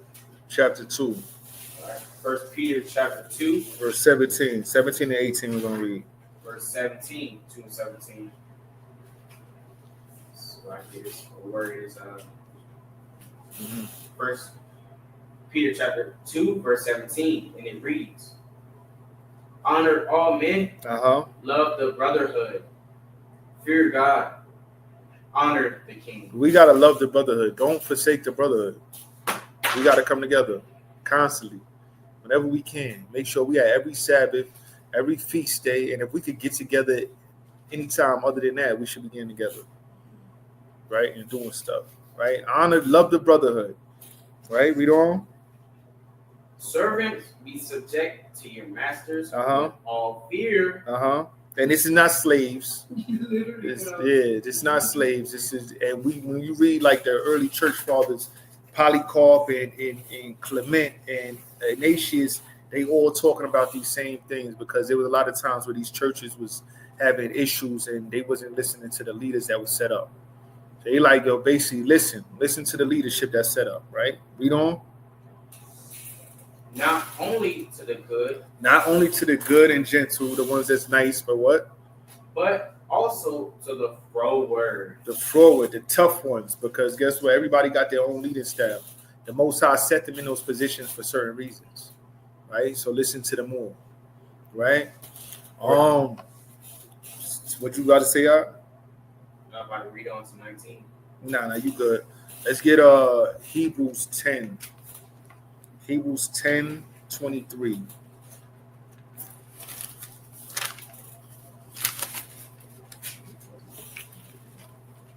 This is the book of Hebrews, chapter 10, verse 23. And it reads, "Let us hold fast the profession of our faith." Let us hold fast the profession of our faith. Profession of our faith, right? This work, putting in this work. Let's hold fast to that, right? Read. Of our faith without wavering. For he is faithful that promise. We shouldn't be wavering in this. We shouldn't be wavering. What's the word I'm looking for? We shouldn't be in and out of this. We shouldn't be just wavering, basically. We got to stay strong in this walk, right? Read on. And let us consider one another. We got to consider one another. We need to constantly think about each other, the brotherhood, the sisterhood. Think about each other, right? Read. To provoke unto love and to good works. We got to provoke each other unto love and good works. Make sure we showing each other that love, and that our brothers are in turn showing that love. That we continuing to keep good works, and we making sure that our brothers and sisters are keeping those good works. Leaning on each other, being our brothers' keepers. Not forsaking the assembly of ourselves together. Definitely don't want to do that. We can't forsake the assembly together. We need each other to hold each other up. We got to link up, right? You don't hear about Yahushua being by himself. He had his brothers with him. Paul had his brothers with him. You know what I'm saying? Peter had his brothers with him. This is how we should be, right? We don't. As the manner of some is, but exhorting one another. Exhorting one another. Raising each other up and what? And so much the more as ye see the day approaching. We see that day approaching. We see that we are at the end right now. It's almost over. We need to be lifting each other up in this walk more, right? Let it be known. Let you know, like, yo, you could do it, brother. You can make it past this because, yo, you don't got no time to play around with it, right? We can leave this. Let's get real quick Psalms 133. Psalms 133.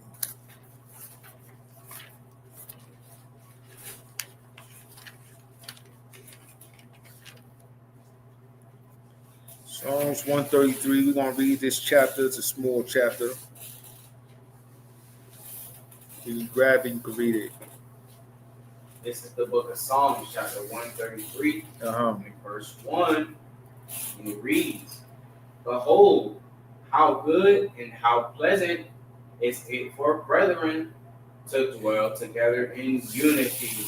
How good and how pleasant is it for brethren to gather together in unity. We need to gather together in unity. In unity, there is strength. You got to keep that in mind. In unity, there is strength. That's actually what's written on the Haitian flag.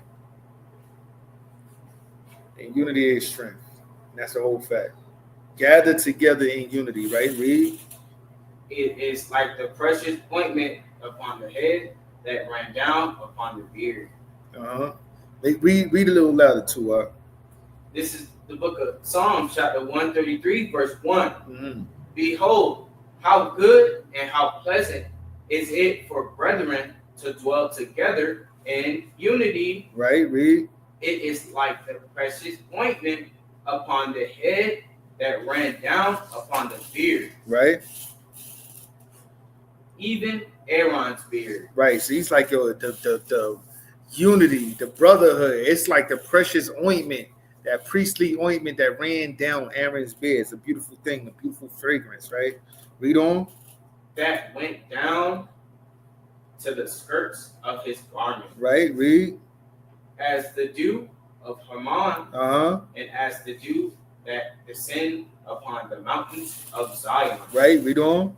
For there the Lord commanded the blessing, even life forevermore. And where did he come? What did he command there? The law.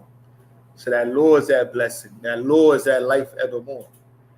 Which we got to make sure we follow, right? But the whole thing is that brotherhood, that sisterhood. That's a beautiful thing, and we need to come together. Make sure we come together. And we're gonna finish off with this last one, Matthew chapter 7. Let's get Matthew chapter 7, verse 21. Yeah, Matthew chapter 7, verse 21. We're going to read 21 to 23.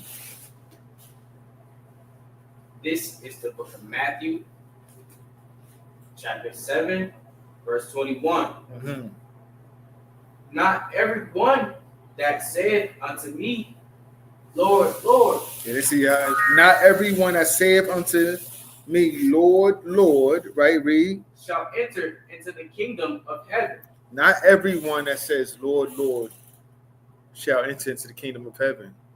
You could say you Israel all you want. Oh, yeah, I serve Yahweh Shai. You're not putting in the work. You're not making it.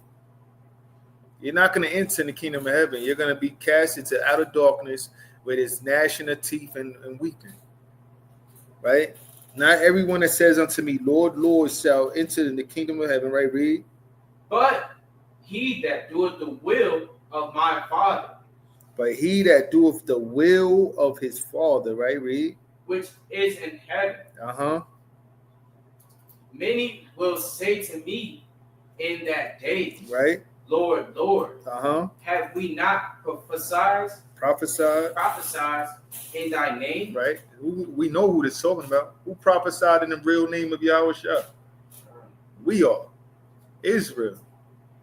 Have we not prophesied in your name? Right, read. And in thy name have cast out devils. Right. And in thy name done many wonderful works. Right. So these people was actually doing something. But what happened? They was hypocrites. And then will I profess unto them, I never knew you. He's going to profess to them, I never knew you. These people are actually doing something, but they not keeping the law. That's that Psalms 132 and 8. The Most High put His word above His name. You know, you can say all this with the name Yahweh, Yahuwah, Yahweh. It really don't matter. It matters if you're doing that work. Putting that work in, right. He said he'll deliver to us a pure language where we'll be able to call on his name all together when that time comes, right? So we don't even worry about that. But this right here is letting it be known, like we know. And even when you look at the name, prophesied in our name, it's the true characteristics. But the Hebrew word for name, Shem, it should not only your name as what people call you, but your characteristics of who you are. And Israel knows who Yahweh Shai is. Like you said, whether you call him Yahweh Shai, Yahusha, whatever, we know the characteristics of Yahweh Shai, that he was keeping them laws, he was teaching them laws, and he came to Israel. Right? It said, prophesied in his name and cast out many devils in his name, and was doing many wonderful works. Right? 3:23 again. Verse 23. And then will I profess unto them, I never knew you. Depart from me, you that work iniquity. Those that's out there putting in that work, but secretly living a sinful life. Right? They're not going to make it. So what we need to do in order to make it to the kingdom,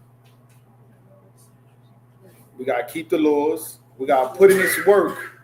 We can't just be keeping the laws. We got to put in this work, and we got to have the faith in the Mashiach Yahushua. And with that, that's a class. And hopefully this helps brothers out. Shalom. Hallelujah.